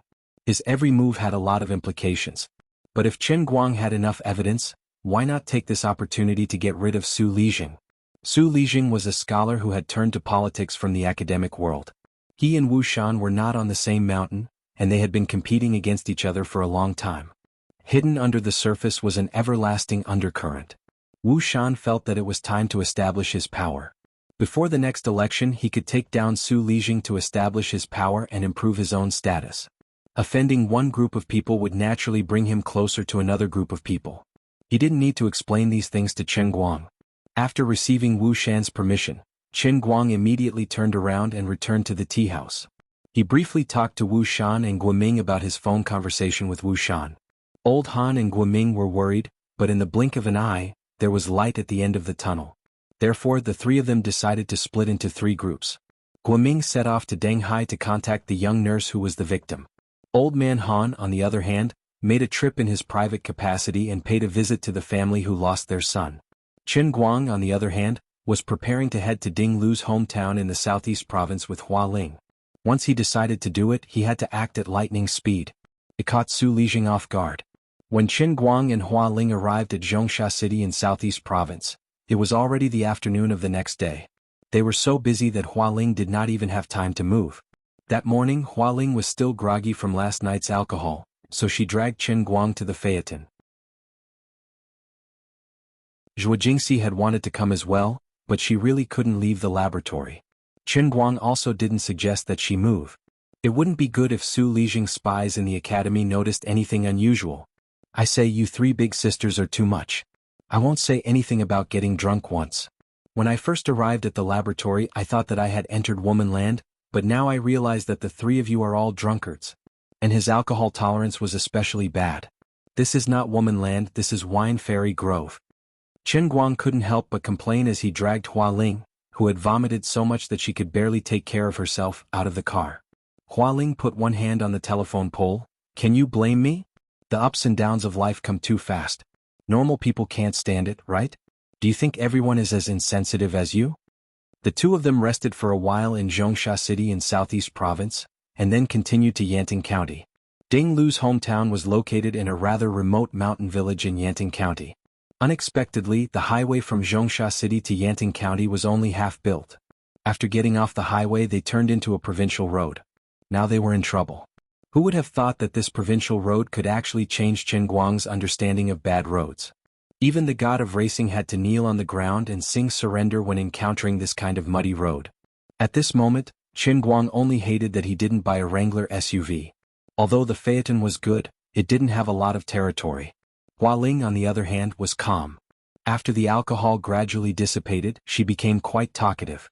She pulled Qin Guang and bragged about all kinds of interesting things she had seen and heard in northeast China. When she was happy, she even sang a song. To be honest, Sister Hualing, your singing is no better than Deputy Director Han's. Qin Guang almost broke down because of Hualing. Hualing asked curiously, when have you ever heard Deputy Director Han sing? Forget it. I shouldn't have mentioned this to you. Qin Guang quietly turned on the car stereo and played a classic song. He turned the volume up and managed to calm Hualing's broken voice. They had originally planned to drive to Yanting County before tonight, but because of the terrible road conditions, they finally arrived at Lingshan County, which was adjacent to Yanting County, when the sky was completely dark. It was about 40 kilometers away from their destination. The two discussed for a while and decided not to leave. They would continue their journey tomorrow morning and rush there through the night. On one hand, Qin Guang was too tired. On the other hand, Ding Lu's family was probably already asleep. There was no need to fight for half a day's time. The two had dinner together. When they checked into the hotel early, it was almost 8:30 at night. Hualing put one hand on the door of her room and deliberately put on a flirtatious look. She winked at Qin Guang. Little brother, I've been thinking about it. I think the Passat is not bad. It can barely be considered a BMW 3. Why don't you give me a chance to cry in the BMW? Look at this long night. It's not easy for the two of us to get together and come out for a walk. How can you let me sleep alone at night? As she said that, she proudly raised her eyebrows and licked her lips. They were quite familiar with each other now. Qin Guang was already quite familiar with her straightforward personality. He turned to look at her. I calculated with my fingers and found out that Sister Hualing's shoulders are wider than mine. Little Ku, I like the cute type. I really can't fall in love with you with thick eyebrows and big eyes. Bah. Tell me honestly, are you interested in Teacher Zhua? Hualing saw that her flirting didn't work and revealed her foxtail. It turned out that Zhong Yuehua and Hualing had long felt that Qin Guang and Zhuo Jingxi were secretly flirting with each other. They thought that the two of them had an unusual teacher-student relationship. A woman's gossipy nature had awakened. Hualing couldn't help but want to test the waters while they were going out together. Qin Guang was shocked. How did you know? Damn. It's true. Hualing was also shocked. Damn, I've been tricked. I'm too lazy to talk to you. I'm going out for a walk. There's nothing going on between me and Teacher Zhua. Qin Guang turned and ran away. He couldn't stand the thick eyebrows, big eyes, and big waist of his senior sister's eyes that were burning with the spirit of gossip. Hey, where are you going? Hualing said anxiously at the door. Qin Guang waved his hand. I remember an acquaintance from Lingshan County. It's rare for me to come here, so I'm going to meet her. He really wasn't looking for an excuse. Fan Lingshan's family lived in Lingshan County. After confirming that he couldn't reach Yanting County tonight, he made up his mind to visit that family while he was here. Ever since the kidney transplant surgery, he hadn't contacted Fan Lingshan's family for more than a month. He didn't know how the aunt who donated the kidney was doing. He couldn't say that he didn't know how to be grateful after giving money to others. Money was just a worldly possession, and it couldn't compare to 1/10,000th of the kindness of a kidney donation. When the call went through, Fan Lingshan's voice on the other end sounded like she was crying. The fruit supplement bag that Qin Guang was holding fell to the ground with a thud. That aunt had just passed away. Chapter 396. After hanging up the phone, Fan Lingshan's sobbing voice still echoed in his ears. He really didn't expect that the auntie would be gone forever after not seeing her for a month. He wasn't that sad. After all, he had only met that auntie a few times and didn't even speak much to her. In order to get that auntie to donate her organs, Qin Guang even offered a sky-high price and gave her all the benefits he deserved. He didn't owe her anything. But now that he knew that she had really passed away, Qin Guang only felt extremely disappointed. Compared to many people, the first half of his life wasn't that lucky. He was a second-generation rich kid, but his family suddenly went bankrupt and his mother fell seriously ill. But he was even luckier. At the most difficult time of his life, Lu Li descended from the sky with the heavenly Holy Grail. Although the divine emperor was very deceitful, he was still helping him while tricking him. In just 2 months he had already turned over a new leaf. So compared to Fan Lingshan, his luck couldn't be mentioned in the same breath. The greatest pain in the world was when a child wanted to take care of himself but his parents didn't. He had gone through all kinds of difficulties and dangers to save his mother's life in the end. But Fan Lingshan's mother's illness was different. Modern medicine hadn't reached the point where it was possible to replace a person's head, so there was no cure. He casually threw the fruits and supplements to the beggars by the roadside. He then bought a flower basket and wrapped a thick stack of cash in plain paper.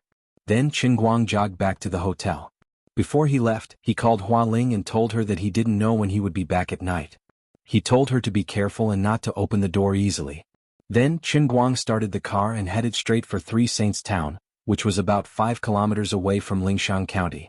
Fan Lingshan's mother's morning hall was placed on the main street of the town. It could be seen about 200 to 300 meters away. Fan Lingshan knelt cross-legged in the morning hall with her head lowered. She gripped her phone tightly and sobbed from time to time. Her originally delicate and pretty face looked especially miserable because her eyes were red from crying. People kept talking in her ears. Fan Lingshan's eyes were a little numb, confused, and at a loss of what to do. In these 3 days she had seen too many things that were beyond her knowledge. 3 days ago, after struggling for a long time, his mother finally ended her painful life. Fan Lingshan would always remember the words she said to her as she clutched her hand tightly before she died. No matter what others said. Money you can't let go. He couldn't let go of a single cent. Even if you really want to help a relative in the future, at the very least, you can't say anything before you graduate from university. Fan Lingshan didn't quite understand why her mother would make such an arrangement. In her opinion, since her mother used her kidney to improve the lives of the whole family, a portion of the money should naturally be given to her father, grandparents, and other relatives. Shan, listen to me. You don't understand human nature. You've always been weak. As long as you give yourself a chance, these people will use all kinds of reasons to force you and threaten you until you're completely eaten. After saying this, Fan Lingshan's mother breathed her last. Back then, Fan Lingshan had actually lied to Qin Guang and changed her mind to marry her to another family. It wasn't her idea at all. It was also her mother's idea. It was just that she felt guilty and didn't want her mother to bear the blame, so she deliberately lied in front of Qin Guang. However, Qin Guang could vaguely guess this. He didn't talk much with Fan Lingshan, but he could tell at a glance that she was an inexperienced girl. How could she go back on her words? Little Shan, you can't do this. When your mother was sick, second aunt was busy at the side. Now, your mother can finally walk on a steady path. You can't just take the 4 million alone. Besides, you haven't even graduated from university. You don't have any social experience. What if you get cheated? This second aunt, whom Fan Lingshan had only seen for the past 2 years, was talking to her. Fan Lingshan vaguely remembered that a year ago she gave her family a bag of rotten apples. Little Shan, your cousin is getting married soon. We haven't found a house yet. You also know that we don't have a house in the village. How can we get a wife? Your cousin is counting on this for the rest of his life. Auntie, I won't be thick-skinned and ask you for money. I'll write you a note. I'll borrow 200,000, right? It's not that I won't return it. Xiao Shan, I was the one who accompanied you during the surgery. If it wasn't for me, that rich man would definitely renege on his debt. Little Shan, how can you be so selfish? For the past 3 days, similar words had been tossing and turning in Fan Lingshan's ears like a nightmare. Ever since her mother made her will and asked the bank to transfer the 4 million in cash to her name, Fan Lingshan felt that the relatives around her had completely changed. She felt very lost. Deep in her heart, she didn't want to be too selfish, but those were her mother's last words. Now that her mother's body was still warm, no matter how weak she was, she didn't want to easily disobey it. But she had already held on for 3 days, and she felt that she couldn't hold on any longer. As for her father's situation, she was afraid that it was not much better than her.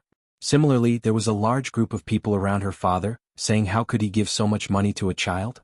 As a father, he didn't even care about it.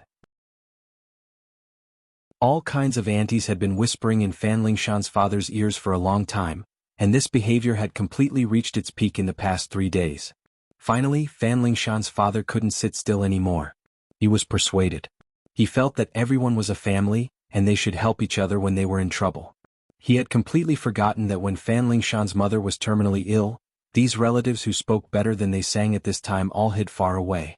It wasn't until the matter of the kidney donation was completely settled that these relatives appeared one after another from inexplicable places, looking as if they were treating her well.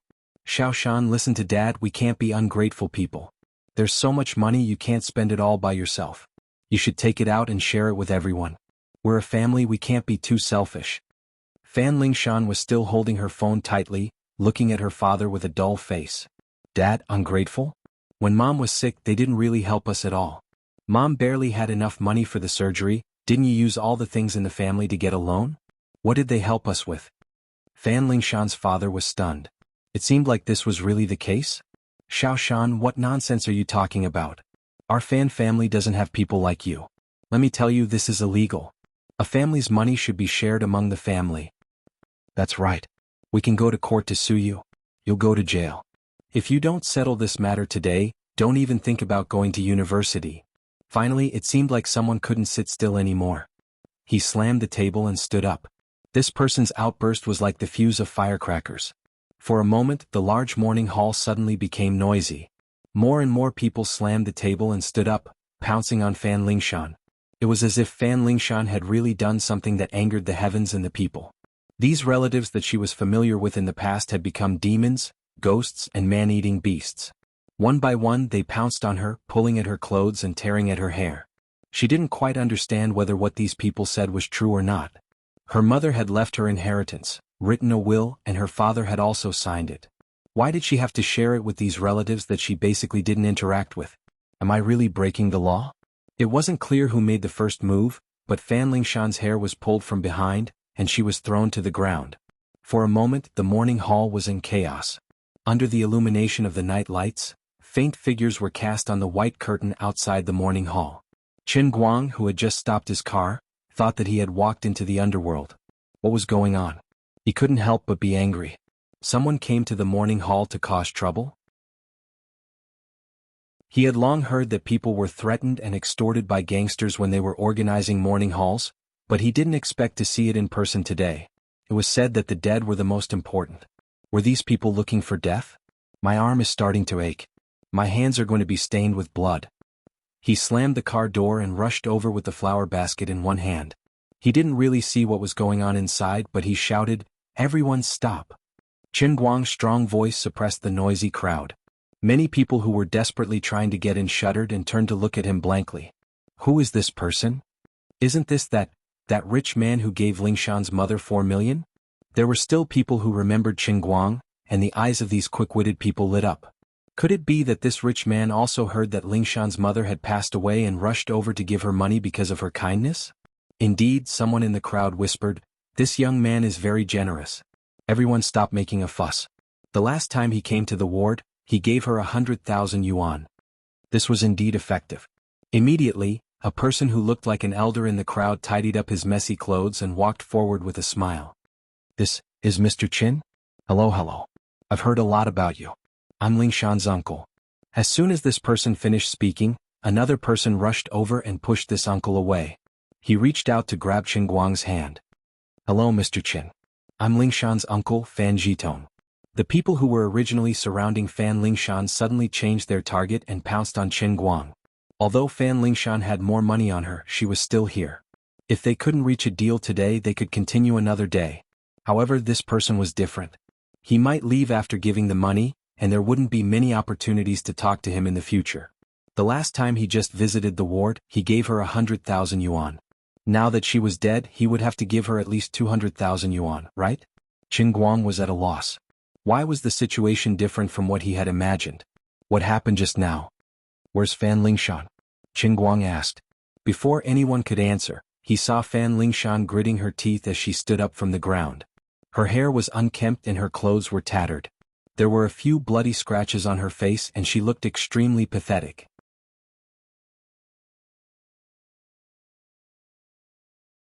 Chapter 397. Qin Guang ignored the people who rushed over and furrowed his brows. "Excuse me, please." The identity of being rich was indeed useful. Seeing that Qin Guang wasn't too happy, the Fan family's relatives thought it was because there were too many people crowding around and annoying the rich man, so they quickly moved aside. Qin Guang pushed aside the people in front of him and quickly walked over to Fan Lingshan's side. As he passed by Fan Lingshan's father, he acutely realized that the father didn't dare to look him in the eye. Something was wrong. He walked directly in front of the pitiful girl and smiled at her. Then he reached out to help her straighten out her torn clothes. "Didn't I already say that if there's anything you have to tell me? I'm your brother and I have to help you." In reality, Qin Guang was only 2 years older than Fan Lingshan, but Fan Lingshan raised her head and stared at him. She didn't know why, but even though she hadn't spoken much to this brother before, after seeing his smile, this girl's heart that was about to shatter gradually glued back together. Just by standing next to him and listening to his gentle words, Fan Lingshan's heart gradually became a pillar of support. Yes. She nodded heavily. Chen Guang patted her shoulder and looked at her awkward clothes. He didn't think too much about it and took off his t-shirt to cover her head. His loose t-shirt covered Fan Lingshan's body, and it looked a little comical. As for Chen Guang, he only had a single piece of clothing, and the moment he took it off, his muscles were exposed to the light. In an instant, his scholarly aura disappeared, and he looked like a rude and unreasonable person. It doesn't really fit, so please forgive me. As Chen Guang spoke, he rearranged the fan mother's memorial table that had fallen to the ground. He then picked up the fruit platter and the incense burner on the ground one by one and arranged them neatly. Finally, he put the flower basket he bought on the memorial table. He reached out and straightened the portrait that had been shaken askew. Then Chen Guang bowed to the portrait 3 times and said heavily, "Suddenly hearing this grievous news, this junior Chen Guang is very pained. I hereby swear that from now on Fan Lingshan is my Chen Guang's sister. I will protect her for a lifetime of happiness. I will not let her suffer in the slightest." From the moment he stood next to Fan Lingshan and took off his clothes for her to the moment he finished speaking, none of the Fan family relatives dared to come up and say anything. The indescribable aura that Chen Guang was forcibly suppressing completely enveloped this bizarre and dazzling morning hall. He understood that from the moment he entered the house until now, he hadn't seen a single relative on Mother Fan's side. They were all on Fan Lingshan's father's side.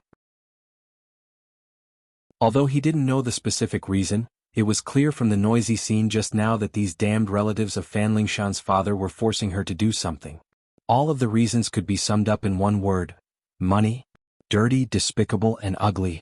At first, the Fan family members didn't understand what was going on, but halfway through Chen Guang's words, they sensed that something was wrong. We didn't bully Lingshan. That's right, it's so weird. In the face of money, even a coward could be a little more courageous. Chen Guang didn't pay attention to these people's words. Instead, his gaze focused and became extremely fierce. He shouted, "If this oath is violated, this table will be destroyed." As soon as he finished speaking, his hand rose and fell. His right hand fiercely slammed down, and the solid wood table in front of him shattered. After the clamor, the morning hall became deathly silent. These people clearly hadn't seen anyone smash such a large table with a single slap. Chen Guang's face was grave and stern, appearing especially callous. Then he pulled Fan Lingshan outside. "If you have anything to say, let's talk outside. It seems like there's no way to have a proper conversation here." Under the watchful eyes of everyone, Chen Guang used his left hand to pull Fan Lingshan out of the morning hall step by step.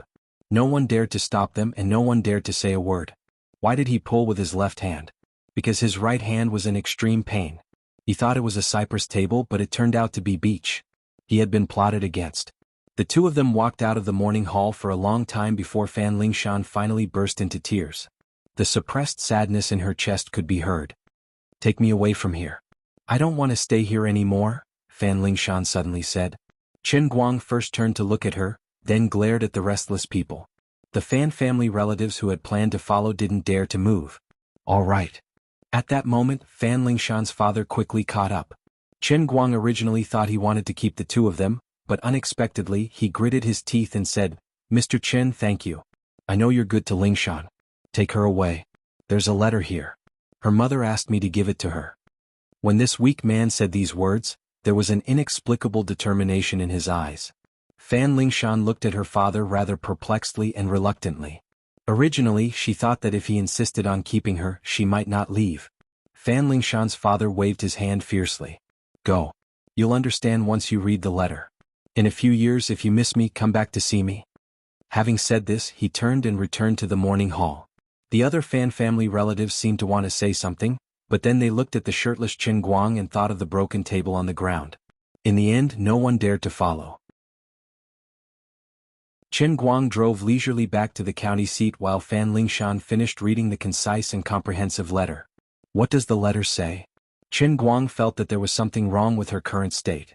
Fan Lingshan tore up the letter, opened the car window and scattered the shredded paper outside. She turned her head to look at Chen Guang. "Brother, I'm afraid I really won't have a family in the future." On the way, the two of them talked a lot. Chen Guang knew that it was no wonder the Fan family's relatives were so strange, even crazy. It turned out that when her mother married over, she brought her with her. In other words, she wasn't a biological daughter of the Fan family. After her mother passed away, she no longer had any blood relations with the Fan family. It seemed that because her mother gave birth to a daughter out of wedlock, she had a bad relationship with her parents. All these years, her mother had never returned to her parents' home, and usually never mentioned it to her. Perhaps the Fan family's relatives were afraid that sooner or later Fan Lingshan would find out about this, so they just wanted to get the money out as quickly as possible. If it wasn't for Chen Guang's timely appearance, perhaps the Fan family's plan really would have succeeded. To be honest, I'm not really good at comforting people. At a loss for words, Chen Guang felt that if he was in Su Tao's shoes, he would probably go insane if he found out that his father, who had raised him for nearly 2 decades, wasn't his biological father after his mother passed away. Fan Lingshan almost went crazy. She seemed to be talking to herself, but also seemed to be complaining to Chen Guang about something. They really never told me that my father. As she spoke, she fell silent again. Chen Guang didn't say anything to interrupt her.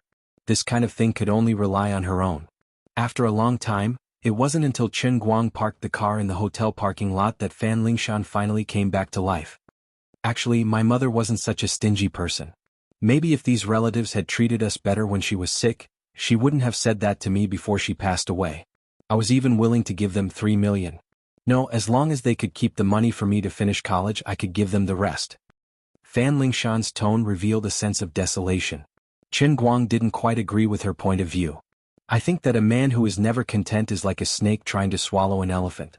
Such a big family, don't look at how much money you have. If everyone really came to take a bite, it might not be enough even if you sold yourself. Chen Guang had only seen similar things in the online news. He didn't expect to actually encounter it himself.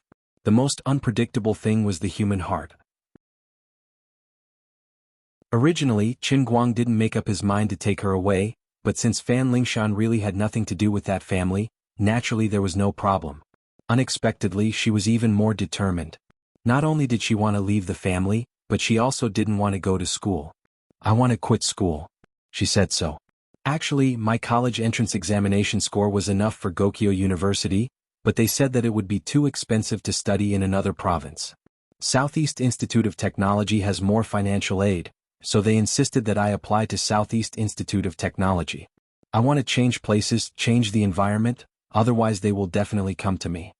She had really been too shocked today. Chen Guang pulled the handbrake with a creak. I already said that I recognize you as my sister. With me around, they can't do anything to you. But you also have to do your own things. This is really too troublesome for you. Chen Guang thought for a moment. What troublesome? It's not like you don't know that going to university is a big deal. Anyway, I have nothing to do, so I just want to get a diploma. In short, you are still in a rush to quit school. If you can, why don't you try to apply for a suspension? It's not easy to get into a university. Look at me, I'm already so rich, but I'm still studying in school. It's a diploma. Although he didn't want to admit it, Chen Guang felt that it was quite good to be a brother. Since he became very rich, he had a completely dispensable attitude towards a bachelor's degree. But when he put on the mentality of a brother to teach others, he felt justified. In the end, Fan Lingshan listened to Chen Guang's suggestion and decided to apply for a leave of absence when school reopens. As for now, Chen Guang decided to bring her along with him and send her back to her hometown after he returned to Dechuan province. In fact, he wanted to go back to his hometown, but his father firmly disagreed. This time I brought back a cheap daughter for you. You can't not let me go back, right? Hua Ling felt that she was about to collapse. She slept in the middle of the night, but was abruptly woken up from bed. Chen Guang, who said that he was going out to see an old friend, actually brought back a delicate girl. He was even bare-chested. Although you are a little handsome and quite charming, young man, you don't seem to have a good private life, do you? How can you face Teacher Zhua, who flirts with you all day long?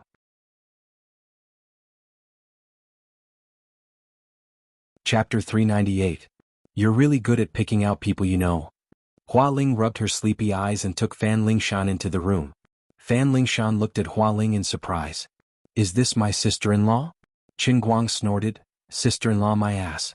Big brother's sense of beauty is worlds apart from thick brows and big eyes. This is senior sister Hua Ling and she's here with me. Sister Hua Ling, stop making wild guesses. This is my sister. Anyway, it's a long story. Let's talk about it tomorrow. Let's get some rest tonight. The next morning they were woken up by a commotion downstairs. The Fan family finally mustered up their courage to catch up. They finally understood that if Mr. Chen took Fan Lingshan away, the 4 million would be gone forever. So they called their friends and pulled together a team of a few dozen people. They rushed to the county town before dawn. They remembered Qin Guang's license plate number last night and finally found themselves in the biggest hotel in the county town. Although the hotel had some connections in the underworld, they couldn't do anything when they saw the crowd. The moment Qin Guang opened his eyes, the hotel manager came up to him. "Mr. Chen, you should go down and take a look. We don't know what's going on. The people downstairs are going crazy." When Qin Guang returned to the window and looked down, he was also startled by how excited everyone was. They're practically going crazy. Actually, he wanted to keep a low profile on this trip, but it seemed like he couldn't keep a low profile anymore. Most of the people downstairs had seen him at the morning hall last night. Other than these familiar faces, there were also 5 or 6 people in uniforms. Under the temptation of money, the wisdom of the crowd was limitless. "Indeed, Mr. Chen, you are a rich man. You seem to be very good at fighting. You might even have a few powerful bodyguards with you. But so what? We have more people. Not only do we have more people, but Fan Lingshan is also a member of the Fan family. How can we just let you take her away? She is a member of the Fan family. The money is our family's money. 4 million. Therefore, not only did they come themselves, but they also reported the case. In fact, strictly speaking, Fan Lingshan's situation was far from serious enough to be reported to the police. However, she was a big family after all, and Lingshan County was only so big. Who didn't have a few friends? With all sorts of nonsense and promises of benefits, it was not difficult to pull a few people from the Lingshan County police station to keep up appearances. After looking at it for a few minutes, Qin Guang knitted his brows. This matter has become troublesome. There was a knock on his door. When he opened it, he saw Fan Lingshan and Hua Ling standing outside. Both of them had dark circles under their eyes. It seemed like they had spent the night talking by candlelight. Before Qin Guang could speak, Hua Ling spoke first. "Qin Guang, let me tell you, we can't ignore Lingshan's matter. Her relatives are too much." Hua Ling clutched Fan Lingshan's hand tightly as she spoke. Her eyes were filled with pity and heartache. "I was the one who held her back when she tried to sneak away. What do you think she's thinking? Let's not talk about the amount of money. This has nothing to do with those aunts and uncles. They're robbing. Lingshan's mother's body hasn't even turned cold yet, and they're robbing her. What right do they have? How can you think of giving them the money?"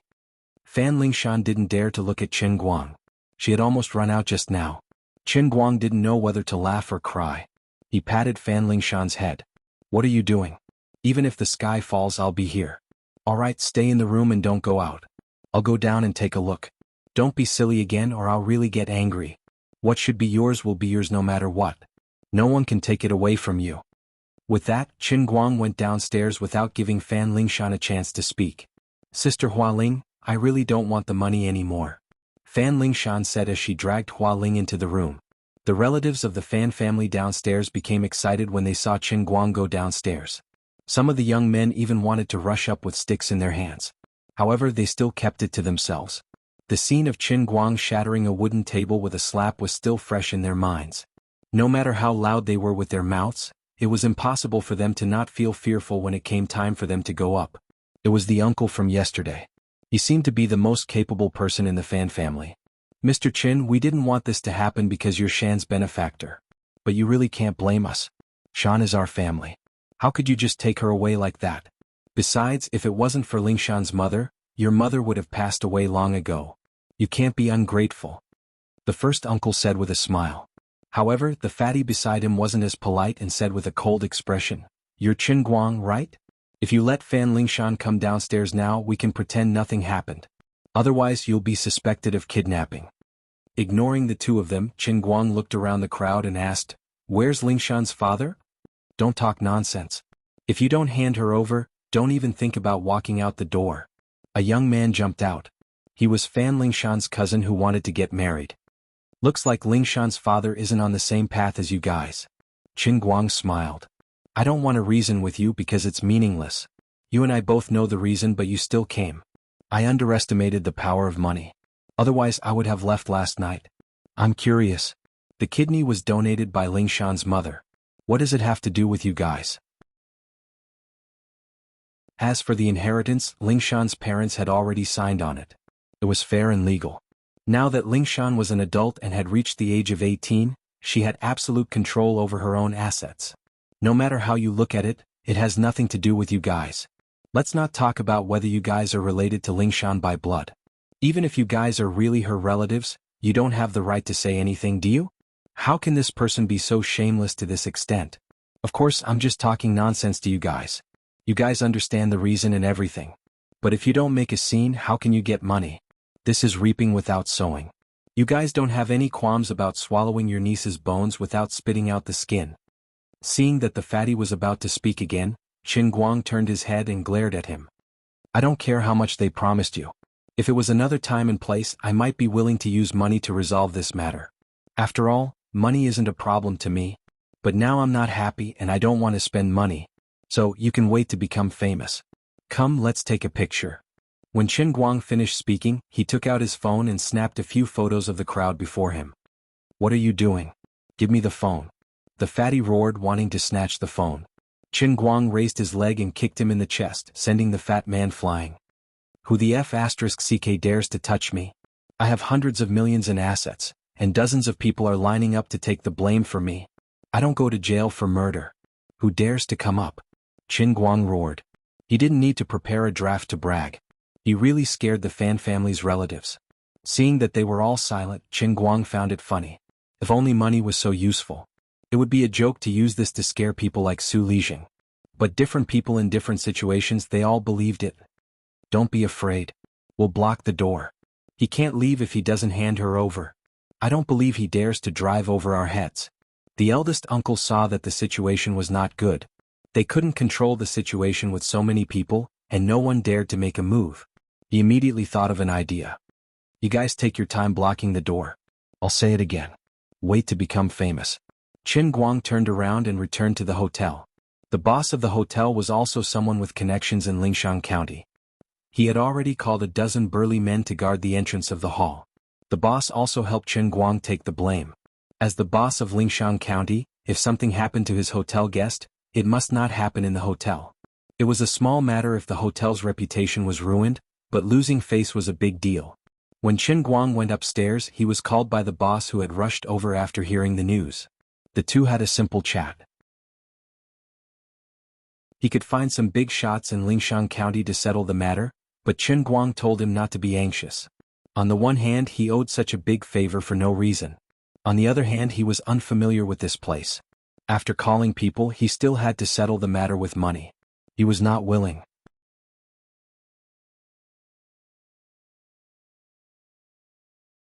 Chapter 399. Back in the room, Qin Guang turned on the hotel computer and began to write a joke. With the experience of writing Wang Ren's long article as a foundation, Master Guang, a veteran internet celebrity and a newly minted jokester, felt that it was a piece of cake. With thousands of words, he explained everything that had happened to Fan Lingshan from beginning to end. He also added some criticisms of the current society, such as what was wrong with the world, what was wrong with the society, and why human nature had become like this. Finally, he added a few freshly released photos. In the photo was Fan Lingshan's uncle, as well as the uniformed fatty's ferocious face as he tried to snatch the phone. The timing was perfect. It took him less than half an hour to finish writing this long article. He still had to thank the owner of the hotel.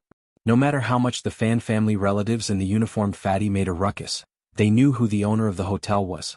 In the end, they did not dare to force their way in. After the previous mindless post, "The benevolent are not benevolent," the almighty Superman posted a new Weibo post. Now the number of fans had slowly increased to more than 4.6 million. They immediately sent the news to him. Everyone was looking forward to this guy's new video. He knew how to sharpen a pencil, play the piano, race cars, and play the Dota. Not just in the general sense, but he was so strong that no one dared to challenge him.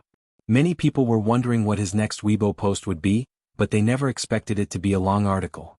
The title of the long article was, "The Relatives of Friends of Friends of Friends of Friends." The last sentence of the long article said, "At this very moment, my friend's friend's friend is being blocked by dozens of people in Lingshan County's Xinfeng Hotel. My mother passed away and couldn't mourn, so my father was kicked away by his relatives. I don't know how they reported the case. In short, my friend's friend became a kidnapper for no reason.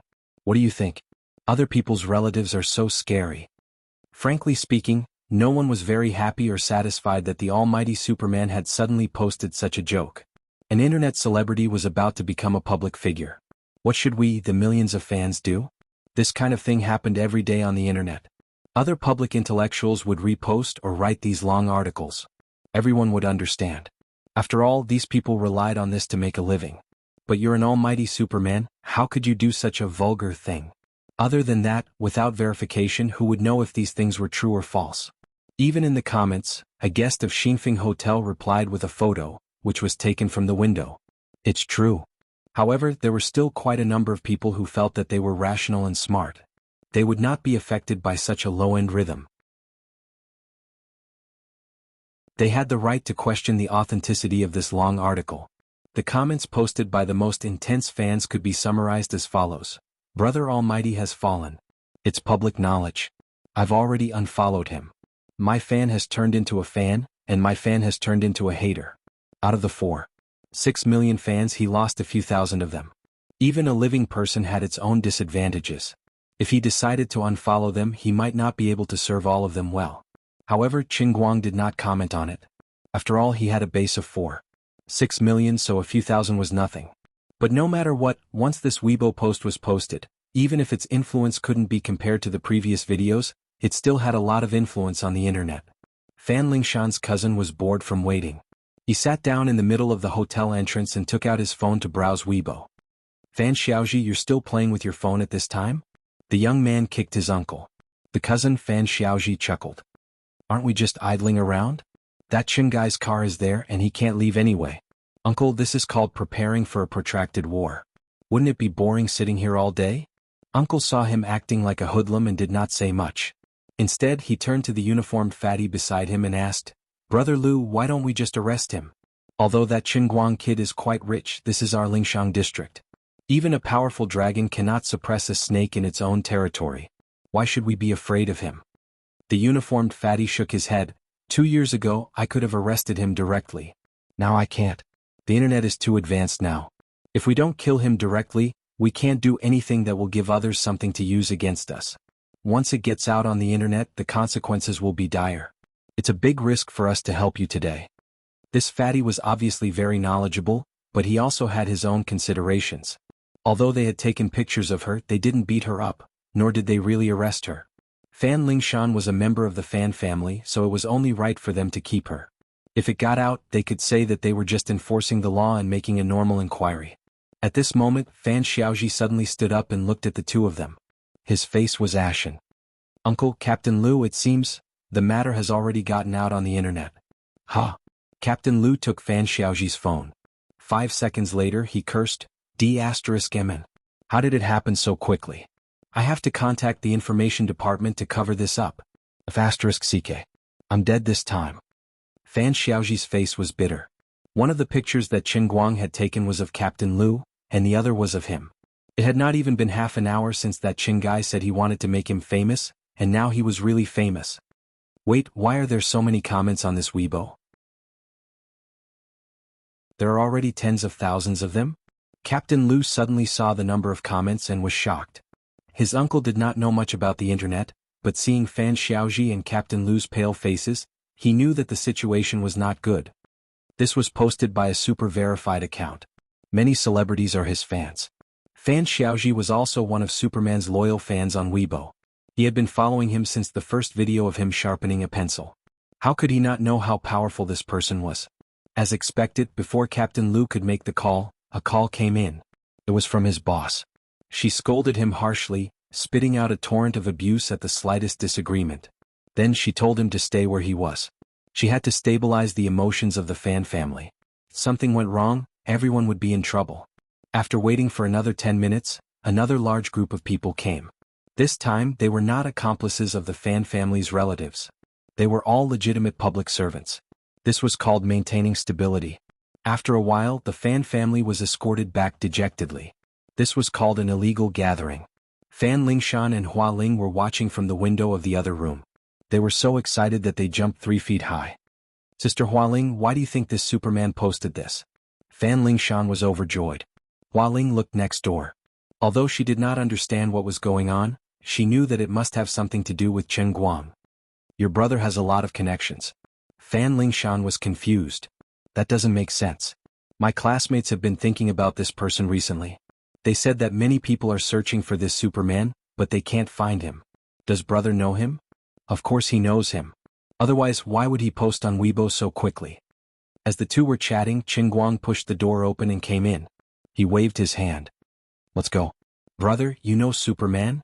Fan Lingshan asked as she carried her bag. Of course. We're in the same boat. Qin Guang laughed. Fan Lingshan and Hua Ling were shocked. They did not expect him to know him. Really? Of course. Hua Ling chuckled. Can you help me get an autograph from him? I'm a fan of his. Shaking his head, Qin Guang replied, I've asked him some time ago, and he said that his dream is to become a fan maniac. After thinking about it, I feel that it's best for you guys to stay away from him. That person's signature is filled with filth. The team from the east had grown. After nearly 2 hours, the three finally arrived at Ding Lu's hometown. It was Hutto Village, Yanting County, at the end of the mountain road. I heard that Hutto Village only has 3 or 4 students a year. There are even fewer students from key universities like Gokyo University. That's why Ding Lu's dropping out of school was a big deal in the village. It's a small place. If something happens to a family, it'll spread like wildfire in a day or two. Hua Ling said. The three of them could not find a suitable place to park their car in the village. With no other choice, Qin Guang drove the car into the small courtyard of the village government and gave the guard 100 yuan. The guard patted his chest and accepted the job. Along the way, Fan Lingshan was stronger than expected. Although she would stare blankly in the direction of her hometown from time to time, she did not show any signs of sadness or loneliness in front of Qin Guang and Hua Ling. The three of them walked along the mountain road for about half an hour. Hua Ling pointed to the mountain in front of them. It's over there, Xiao Lu's home. Qin Guang looked up. A dilapidated tile-roofed house was located halfway up the mountain. The trees around the tile-roofed house were cut down, making the house look particularly lonely. Don't talk later. Let me do the talking, Hua Ling said. I was here when Xiao Lu was buried. Her parents knew me. Okay, Qin Guang said. Ding Lu's parents were very typical farmers. When Ding Lu entered university in her freshman year, her father went on a long trip with her. Before that incident, this family was considered a distinguished family in Hutto Village. Whenever people in the village talked about Ding Lu, they would give her a thumbs up. Perhaps the higher a person was, the harder they fell. Good news spread far and wide, but bad news spread far and wide. What happened to Ding Lu was a devastating blow to this family. However, when Hua Ling attended the funeral last time, she did not dare to tell the truth. She was afraid that the family would fight Wang Ren to the death. How could these people be a match for Wang Ren? Su Lijing could casually think of a way to put them beyond redemption. When they approached the tile-roofed house, they found that it was empty. The house had become extremely dilapidated in less than a year, and half of the walls had collapsed. The three of them asked a passerby where the Ding family had gone. The passerby said with disdain, the daughter of the Ding family was so disgraced. She seduced a teacher when she failed her exams. She moved away long ago. If it were me, I wouldn't have the face to stay in the village. Qin Guang was about to lose his temper, but Hua Ling stopped him. The cherry tree grew alone at the back of the yard. Its branches and leaves seemed to have been badly damaged by the naughty children. Every time it bore fruit, it was the time of the poor tree's downfall. The three of them stood under the tree, and they could almost smell the anger and dissatisfaction in their noses. The iron box had been corroded by the humidity underground. It might not be found in another 2 years. When they opened the iron box, a pungent smell came from inside. Inside was an old-fashioned phone with nuaku buttons, a pair of white underwear stained with blood and a few brown spots, and a letter. It was addressed to Hua Ling. Xiao Ling, by the time you read this letter, I'll have been dead for a few years. I was scared by Wang Ren. I really didn't think it would be so serious to let someone look at my exam paper.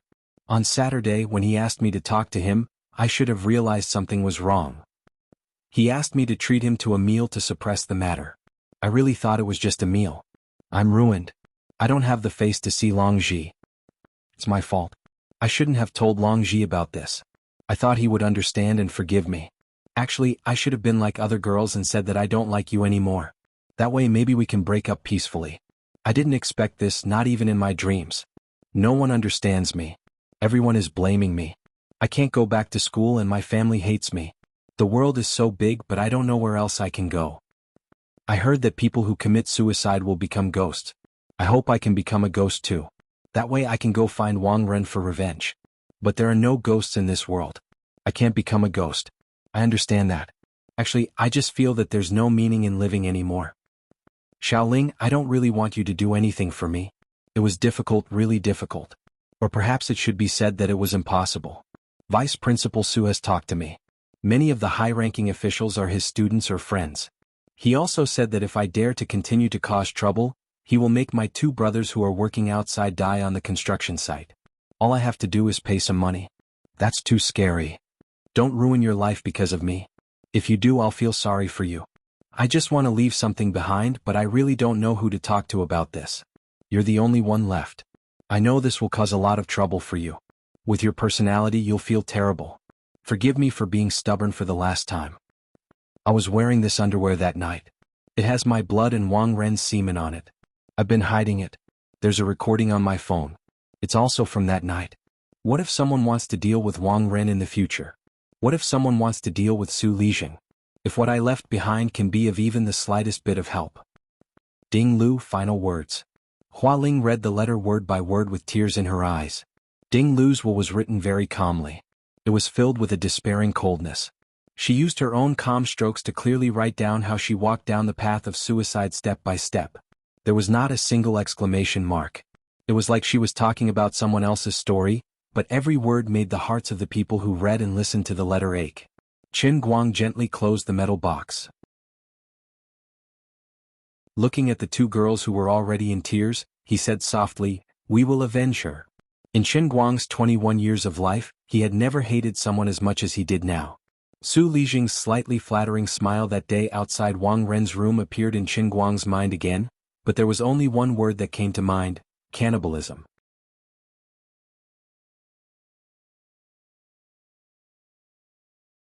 Chapter 400. The battery of Nuaji's phone was completely broken. Fortunately, there was nothing wrong with the phone itself. The voice recorder should still be there. Qin Guang and the others returned to Wujing City the next afternoon and settled Fan Lingshan down. Zhuo Jingxi's apartment had completely collapsed. Although Hua Ling had moved out, there was now Fan Lingshan as a tenant. What made Qin Guang even more depressed was that he had originally planned to rent another room in this district to hide his sister. In the end, Zhuo Jingxi's maternal instincts were triggered by Fan Lingshan's misfortune. She refused no matter what and insisted that Fan Lingshan move into her house. Qin Guang did not plan to let anyone else get involved in what happened next. He had Wu Shan's protection. Whether or not he could bring down Su Lijing in one go, he had nothing to fear. But Zhuo Jingxi and the others could not. "What? You want me to go abroad?" Wang Ren, who was lying in the ward, looked at Su Lijing in front of him blankly. "I think something is wrong. You should leave the country as soon as possible." Su Lijing looked a little tired. "I've already arranged the plane ticket and passport for you. You can leave the day after tomorrow." And he helped me persuade uncle. "I don't want to go abroad." Wang Ren threw a tantrum on the bed. "I don't understand English at all. Why would I want to go abroad for no reason?" Of course he did not want to leave. In the eyes of ordinary people, going abroad was a wonderful thing, but Wang Ren did not think so. Why would he want to go to an unfamiliar place? There was also a language barrier. In the country in Dechuan province, everyone had to give face to Su Lijing, his nephew. He would be treated well wherever he went. Even if he did something wrong, there would be people to clean up after him. But once he went abroad, he did not know English and had no friends. Su Lijing's face was no longer useful. To him, it was no different from going to jail. Other than that, he did not do anything while lying on the bed. He could not let go of the fact that he had beaten up Qin Guang so badly. What kind of joke is this? I don't believe that Qin Guang is the descendant of some big shot in the military. Qin Guang's school record is clearly in the academy, and I've seen it a long time ago. His 3 generations had all lived in Lilai County in Great Chuan Province. How could he have any powerful background? In his opinion, Su Lijing's conjecture had no basis at all. Unfortunately, he was unable to convince Su Lijing. Wang Ren felt that his uncle was getting old and had become timid. "I've suffered such a huge loss and grievance, yet you don't want to stand up for me. Instead, you want to send me abroad. I absolutely won't agree. If you don't stand up for me, I have my own social connections now. I can only rely on myself." His buddies from back then had already made a name for themselves in the 5 capital underworld. Wang Ren knew that no matter how good Qin Guang was at fighting, there had to be a limit. So he decided to get more people to surround Qin Guang. After all, Qin Guang couldn't possibly overturn the heavens. Xiaoren, listen to your uncle. Listen to your uncle. No matter what, go abroad and hide for a while. You can come back when the situation is clear. We don't really want you to leave. No one can bear to part with you. But we don't know the attitude of the higher-ups. I'm afraid. Wang Ren's aunt was, of course, his biological mother. Although everyone knew this, Su Lijing didn't allow him to change the way he addressed her for so many years, so he kept calling her that. Wang Ren rolled his eyes. What attitude from the higher-ups? Uncle, who else can there be? Moreover, I didn't do anything extraordinary. The money I took is not even 1% of what most people get. I just fooled around with a few women. What's the big deal? Su Lijing waved his hand impatiently. If the matter doesn't get out, of course it's nothing. But the situation outside is a bit tense. Recently, my eyelids have been twitching. It's better to be safe than sorry. If the things you did get out and people make a fuss about it, I'll be in trouble too. Wang Ren still did not believe him. Don't joke around.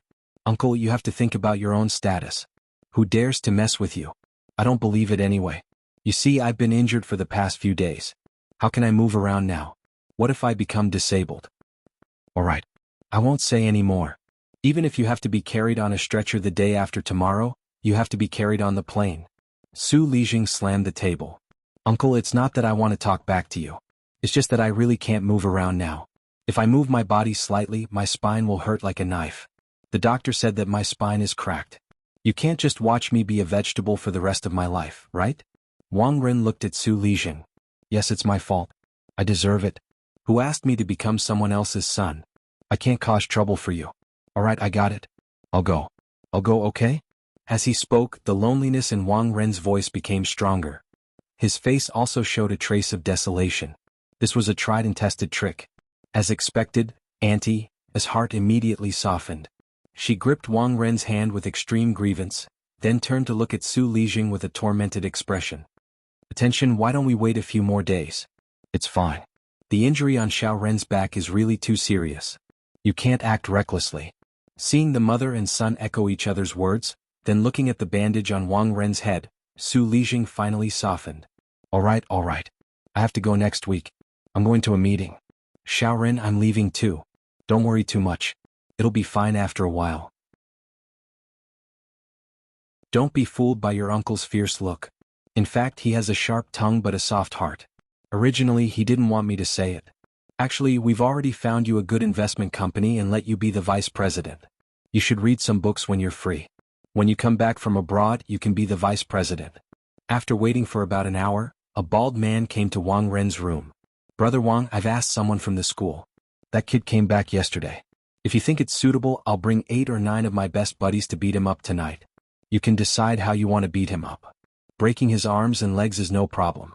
The people I've found are all capable. The man said with a smile. He didn't take Qin Guang seriously at all. Qiao Guangtou, you're a good friend. You know how to stand up for your brother. Wang Ren's mood, which had sunk because of Su Lijing's attitude, gradually became excited again. Brother Wang, I don't like what you're saying. Isn't it all thanks to you that I, Qiao Guangtou, am where I am today? The hardest thing in life is to provide help in times of need. Brother Wang, I'll remember your kindness for the rest of my life. Qiao Guangtou rubbed his head and smiled like the Buddha. He was very clear about Wang Ren's background. He knew that no matter what happened outside, as long as he held on to Su Lijing's thigh, he would be able to form a relationship with Su Lijing. If you don't lose the child, you can't catch the wolf. If he helped Wang Ren settle this matter, their relationship would deepen. As long as Su Lijing didn't fall, he, Qiao Guangtou, wouldn't fall. This gamble was worth it. Qin Guang left his car in the parking lot of the digital city and took a taxi to the Huili Peak district on the East 2nd Ring Road. It was Wu Shan's home in Wujing City. After waiting in the district for about an hour, Wu Shan finally arrived around 8 or 9 o'clock in the evening.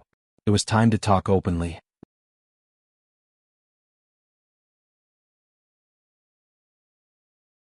Chapter 401. The two did not waste any time. In Wu Shan's house, Qin Guang laid out Ding Lu's suicide note, underwear with semen stains, and the Nuoji mobile phone with its battery repaired. Qin Guang listened to Ding Lu's recording together with Wu Shan. The 30-minute recording was filled with indecent moans, miserable howls, and Ding Lu's anguished and desperate cries after the drug had worn off. Most of it was Wang Ren's extremely arrogant sarcasm. Ding Lu, you have to understand that I slept with you because I thought highly of you. If not for your beauty, I would have expelled you for cheating. Stop crying. Don't you find it annoying? Slap. It was the sound of a slap, followed by Ding Lu's scream. Let me tell you. If you annoy me, no matter how well you serve me, I will still kick you out of the school. Think about it carefully. Your family has put in so much effort to get you to study here. If you get expelled, will you be able to face your family? How can you be so insensible? It's not like you'll lose a piece of flesh if you sleep with me. There are so many women in the school who want to climb into my bed, but they don't even have a chance. You're lucky, you know? Haha, what a joke. You want to sue me? Go ahead, go ahead. Do you think I've never been sued before? It doesn't matter if I tell you. There are at least a row of people who have sued me and want to sue me. But so what? I'm still sitting here riding on top of you. No one can do anything to me. I will count to 3. If you continue to cry, I will call 7 or 8 people to come and have sex with you. Even if you die in bed, tomorrow's news will only be, female student addicted to drugs died in a hotel after overdosing. Is it worth it? Is it worth it? After a moment of silence, the man's crazy growl and the woman's painful moans were heard again. Bang. After listening, Wu Shan slammed the table. Shameful. Hateful. Hateful. This is simply appalling. Qin Guang silently put away his phone. Uncle Wu, do you think this is everything? What else? Qin Guang narrowed his eyes. There are 2 more videos. Next, he used his mobile phone to play the 2 videos provided by Guoming. Perhaps the video about the nurse would hurt the privacy of the person involved, but it couldn't be helped. After watching these 2 videos, Wu Shan was silent for a long time. Unexpectedly, Qin Guang said, "It's not over yet. In fact, if it were just these things, I would have only wanted to deal with Wang Ren." However, the victim, Ding Lu, had called her friend before she died. She told me that Su Lijing's threat had made her retreat. Su Lijing used the lives of Ding Lu's family members to threaten her to keep the secret to herself. Wu Shan's pupils shrank. Is that so? Where's the evidence? Qin Guang shook his head. There's no evidence, but I don't think there's anything to doubt about this, right? If not for Su Lijing's protection, how could Wang Ren be so arrogant? I talked to Su Lijing at the hospital before. Do you know what he meant? He didn't have the slightest hint of repentance. He kept saying that he would reflect on himself, blame himself, and reflect on his mistakes. But Uncle Wu, think about it. It was 2 lives. A girl's entire life. Destroyed by Wang Ren's hands, and this is only what we know and see. God knows how much more evil is hidden beneath the surface. How could he treat this so casually? This is the new China, not the old society. What right does a government official have to ride roughshod over the nobodies? Just because he's a government official? Just because he has power and influence he can do whatever he wants? Why? The more Qin Guang spoke, the more agitated he became. He even subconsciously slammed the table with his hands. Wu Shan, who was sitting opposite him, couldn't help but feel a little awkward. You can't say that. Qin Guang realized that he had gone overboard. Su Lijing and Wu Shan, who was sitting opposite him, were both officials. He had accidentally scolded Su Lijing too. Putting aside the fact that Su Lijing wanted to help him and was a high-ranking official from a personal point of view, Su Lijing was Wu Tong's father, and Wu Shan was his junior. I was too excited and didn't know what to say. Uncle Wu, please don't take it to heart. Qin Guang's words made Wu Shan even more speechless. It's fine. But I think you should control this matter on Wang Ren first. From what I know, Su Lijing doesn't have many problems in other aspects. I have more information than you do. Su Lijing isn't a greedy person. He's only interested in fame. Perhaps he's also quite diligent in his studies. He's someone who values both knowledge and politics. Wang Ren is indeed his only shortcoming. But in other words, even if we know that Wang Ren wouldn't have been able to do such a crazy thing without him, it's still Wang Ren's fault. I'm afraid it'll be difficult to use this as an excuse to bring down Su Lijing. Qin Guang took out a few more items. They were the substantial evidence he had obtained from the various experimental equipment sales companies. Even with this, we can't touch Su Lijing? Wu Shan looked at it first, then shook his head. This is all Wang Ren's doing. It has nothing to do with Su Lijing. Isn't this enough? Isn't this clearly corruption? Su Lijing is the deputy of Gokyo University. Not to mention his connections all over the world. Just from his personal status and the contributions he has made, we can't touch him just because of a conjecture. Even if Wang Ren is sentenced to 10 years, 20 years, or even a life sentence, even if the whole world knows that Wang Ren's nephew is his biological son, he hasn't done anything from the beginning to the end, right? Wu Shan said slowly. Qin Guang didn't want to talk for a long time. I have 2 questions. First, why can't Wang Ren be sentenced to death? Second, even if I send Wang Ren to prison, I can only watch Su Lijing sit in that position, manage his connections, and let Wang Ren change from a life sentence to a life sentence and a life sentence to 10 years? 10 years to 5 years? After a year or 2 he'll be free and unfettered again? As the head of the political and legal system in Dachuan province, Wu Shan felt a little embarrassed by Qin Guang's words. What nonsense are you talking about? How can the law be taken lightly? Aren't you slapping my face? Unexpectedly, this time Qin Guang didn't give Wu Shan any face. He just smiled bitterly and shook his head. Uncle Wu, I've seen a murderer come out after a year and a half. It's true. Wu Shan's face stiffened. He subconsciously wanted to refute him, but he couldn't believe what Qin Guang was looking at him. After a while, he pondered for a long time and said heavily, actually, there's a way. Qin Guang's eyes lit up. What do you mean? There are 2 ideas. First, from the start of the public prosecution, I'll push it from behind. That way, once Su Lijing realizes that I'm involved, he won't fight back too strongly. Anyway, Wang Ren's crime doesn't warrant the death penalty. To him, as long as he doesn't die, it means he'll be fine. Second, from the start, I'll hide behind the scenes and do nothing. Even if Su Lijing communicates with me, I'll disassociate myself. In that case, he'll try to protect Wang Ren. As long as he makes a move, he'll give himself away. This is the only way to drag Su Lijing into this mess. When Qin Guang heard this, his eyes lit up. I understand. The first method can easily send Wang Ren to prison, but the second method will be met with all kinds of resistance, right? Wu Shan nodded. That's right. It depends on whether you can withstand Su Lijing's pressure and get the public prosecution out without my help.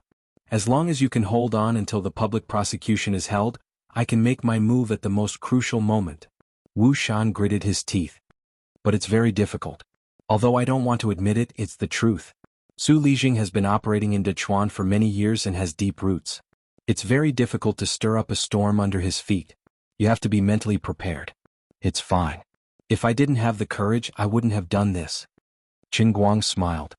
Good. I'll wait for your good news. I, Wu Shan, never make promises easily, but I promise you right now that I won't let you down. Wu Shan's words were as heavy as 1,000 caddies. After leaving Wu Shan's house, Qin Guang's bag was filled with a lot of evidence. Next, he had to rely on himself. When he returned to Computer City, he drove his car out and found a hotel to stay in. He didn't go back to school. Instead, he called Zhuo Jingxi and said that he had a lot of things to do. He asked her to help take care of Fan Lingshan. Originally, he was counting on Wu Shan to help pull some strings and then launch a public prosecution through the prosecutor's office. Now he suddenly changed his mind. He had to rely on himself. Qin Guang was at a loss, but he wasn't discouraged. Ideas could always be thought of by others. He didn't know what methods Su Lijing would use to create obstacles, but it was necessary to distance himself as much as possible from everyone else. He locked himself in his room for the whole day, racking his brains, but he still couldn't find a clue. Old Master Guang's face was full of tears. Although the old man was very determined, it was still very stressful to do such a high-end thing all at once. Around 8 o'clock in the evening, he received even worse news. Through his own channels, Wu Shan quietly found out that Wang Ren's passport had been processed and that he had even bought a direct flight ticket for next week. If he couldn't start the public prosecution process before Wang Ren got on the plane, he could only watch him fly away. God knows when he would come back.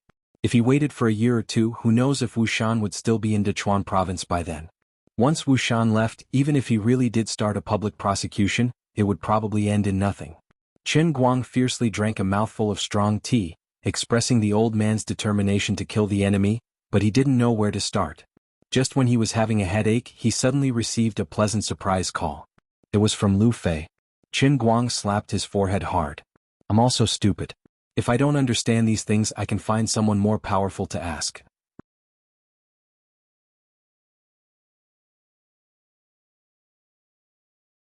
Chapter 402. Learning and practicing from time to time. Among 3 people there must be a teacher. Wu Tong was sent away and Qin Guang did not want to drag her into this, but there was still Lu Fei. There was no need to drag Lu Fei into this matter. There was no need for that. But it was okay to just communicate with her and ask her for some advice. After all, she was a big shot who could lose 500 million a year. It was not difficult for her to give him some advice. Chen Guang immediately rushed out of the door and drove his Passat straight to the private clubhouse where Lu Fei and Zhong Bai and the others used it as a stronghold. When Chen Guang arrived, there was a small accident. When he parked his car too close to the BMW 5, a lad jumped out and pointed at Chen Guang. "Why are you driving a lousy Passat away from my car? You'll have to pay for it if it scratches the paint." Chen Guang was speechless. "I am at least 3 palms away from you, okay? Besides, I am buying 3 of your cars." The club's security guard, who was helping to direct the parking, could not help but say, "Dude, this guy is driving a Phaeton. The cheapest one costs 800,000 to 900,000. The man was unhappy. He turned to the side and pointed at Chen Guang's car logo and shouted, "This is clearly a Passat." Chen Guang looked at the security guard happily. This young man was good and knew the business. "I admire you very much. What do you know? Keep a low profile, understand? This is called low-key luxury. Do you understand? I bought a Phaeton to keep a low profile. I deliberately removed the car logo and replaced it with a Passat to be more low-key. Why do you have to come out and ask for a beating? Is there a hole in your brain? You." Before he finished speaking, Chen Guang punched the tree next to the parking space. The thick trunk shook violently, and the small fruit and bird's nest on it fell and hit the roof of his BMW 5. "What do you want to say? Come on, speak louder and be brave. I will lend you some courage." Chen Guang looked at the BMW gentleman with a smile, but he didn't dare to let out another fart. Chen Guang glared at him, turned around and walked inside. "I'm very busy, I don't have time to waste with you here." The security guard of the club was also shocked. How much strength did this guy have in his fist that could bend such a thick tree by more than a few inches? Today, Lu Fei had called him over for no other reason. It was just a group of people gathering together to chat, drink, chat, and sing for leisure. Anyway, they had nothing to do. This was how this group of people were. When they were busy, it was common for them to fly to 2 or 3 cities in a day. When they were free, they would also play around freely. Of course, Lu Fei had another purpose today, but it was not convenient to say it over the phone. Originally, she was worried that Chen Guang wouldn't be willing to come. She didn't expect him to readily agree as soon as she said it. After entering the door, he saw a large group of people sitting in the private room. Lu Fei was being pulled by someone saying something impatiently. When she saw Chen Guang coming, she showed an overjoyed look. She quickly got up and leaned in front of him. She took his hand and said with a smile, "Brother Guang, I'm really sorry that I didn't go out to meet you." Chen Guang was a little embarrassed by her public intimacy. She was too enthusiastic and almost pressed half of her body on him. "What's going on?" Lu Fei put her mouth close to his ear again. "Oh, don't blame me for taking matters into my own hands if I say it. Can we say it all at once? You're making me feel very uncertain. Did you see that handsome man?" "I didn't see him. In my world, I have manually deleted all the men who are more handsome than me. In my heart, he is not as handsome as you. Did you see him? Your suitor?" "Yes. I'm almost annoyed to death by him, so I used you as a shield." Lu Fei whispered in his ear, her breath fragrant. Chen Guang glared. "Damn.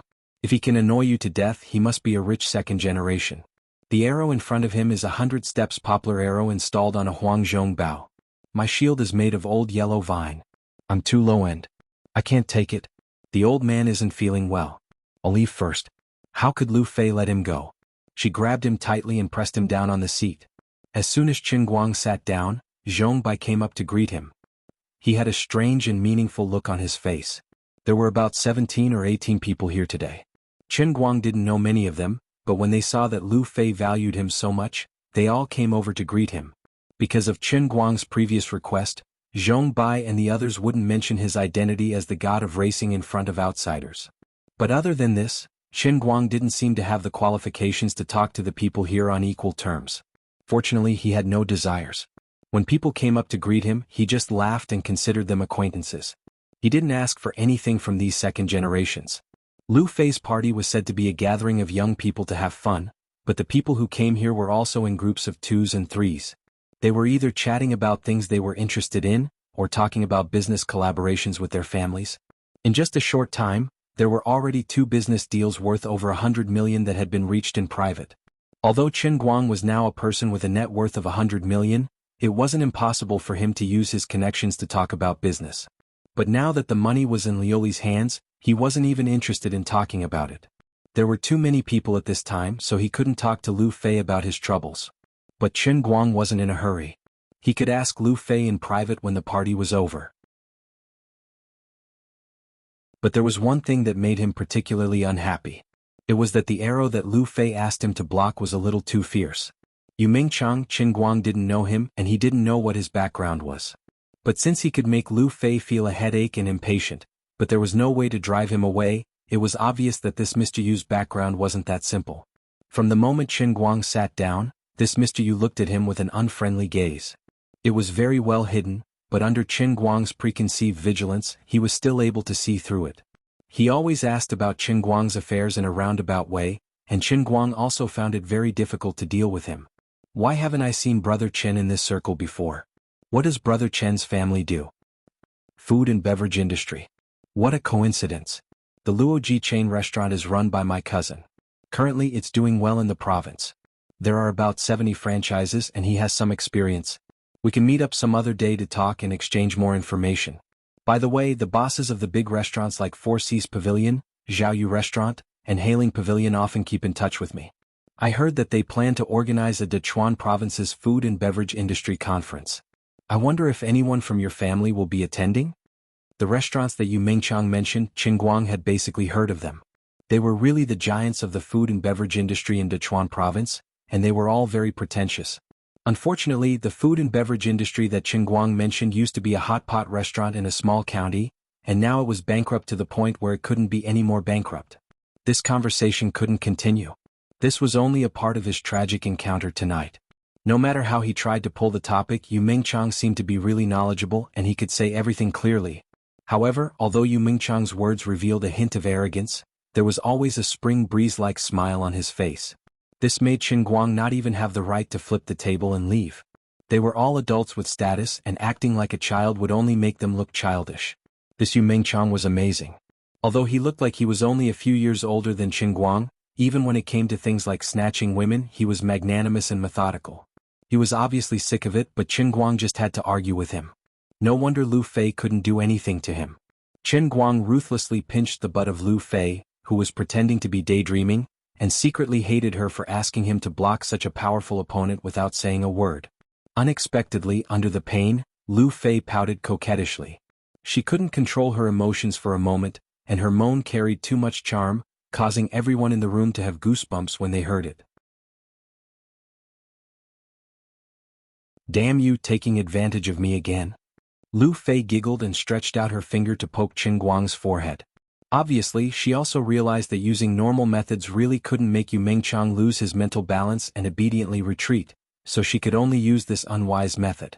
No matter how good Yu Mingchang's temper was, he felt sour and especially uncomfortable because of Lu Fei's actions. He didn't know how many years he had chased Lu Fei, but he didn't even hold her hand. What was the background of this kid called Chen Guang? He appeared out of nowhere, skipped countless stages, and directly became in this relationship with Lu Fei? How come I have never heard of such a person in Dechuan province before? Zhong Bai and the other 2 or 3 people sat together, seemingly chatting, but in reality he had been staring at the subtle changes in Yu Mingchang. Yu Mingchang is really angry this time, Zhong Bai muttered softly. Let's go and help Brother Guang out? Sister Lu Fei didn't do it properly this time. Duan drank a mouthful of wine and said in an even softer voice than Zhong Bai's. Zhong Bai shook his head. Not properly? I think it's very proper, it's very proper. What do you mean? Zhong Bai had an unfathomable look on his face. You guys don't understand, you really don't understand. When he said this, Zhong Bai's face looked like an enlightened monk who had seen through the world of mortals. Yu Mingchang sat on the sofa, feeling extremely uncomfortable all over. If it was his normal personality, he would directly ask, what is the relationship between Chen Guang and Lu Fei? But he really didn't dare to open his mouth. He had even been avoiding this topic, afraid that he would really hear from Lu Fei's mouth that Chen Guang was actually her boyfriend, and so on and so forth. Looking at this brother's bitter and unspeakable look, Chen Guang felt that he was extremely pitiful. He's as handsome as me, definitely richer than me, and more mature and steady than me. No matter how you look at it, he's the Prince Charming in the eyes of modern women. Unfortunately, it's useless. Talking about love isn't like treating someone to a meal. The internal and external conditions aren't the core elements. To put it bluntly, it's fate. Otherwise, we can just build a big data system and analyze the situation of all the men and women, find the most suitable couple and skip the dating phase. You guys can just get married, it's definitely the most suitable. Who would believe that? Relationships, even people can't understand it. Chen Guang didn't know what was going on in his mind, but he subconsciously smiled bitterly and patted Yu Mingchang's shoulder. Yu Mingchang and Lu Fei were shocked by his actions. Brother, you're really honest. You can even sympathize with a love rival? Looking left and right, Chen Guang also realized that his actions were too pretentious. Damn, this is so awkward. I have to quickly say something or do something to divert these people's attention. You're tuning in to the Han Li's Wuxia Adventures YouTube channel. We're so grateful for your support, and don't forget to subscribe to join us on this incredible journey through captivating stories. Your generosity through donations truly makes a world of difference, as it's the primary source of revenue that allows me to expand and enhance this channel for you. Thank you from the bottom of my heart for being a part of this adventure.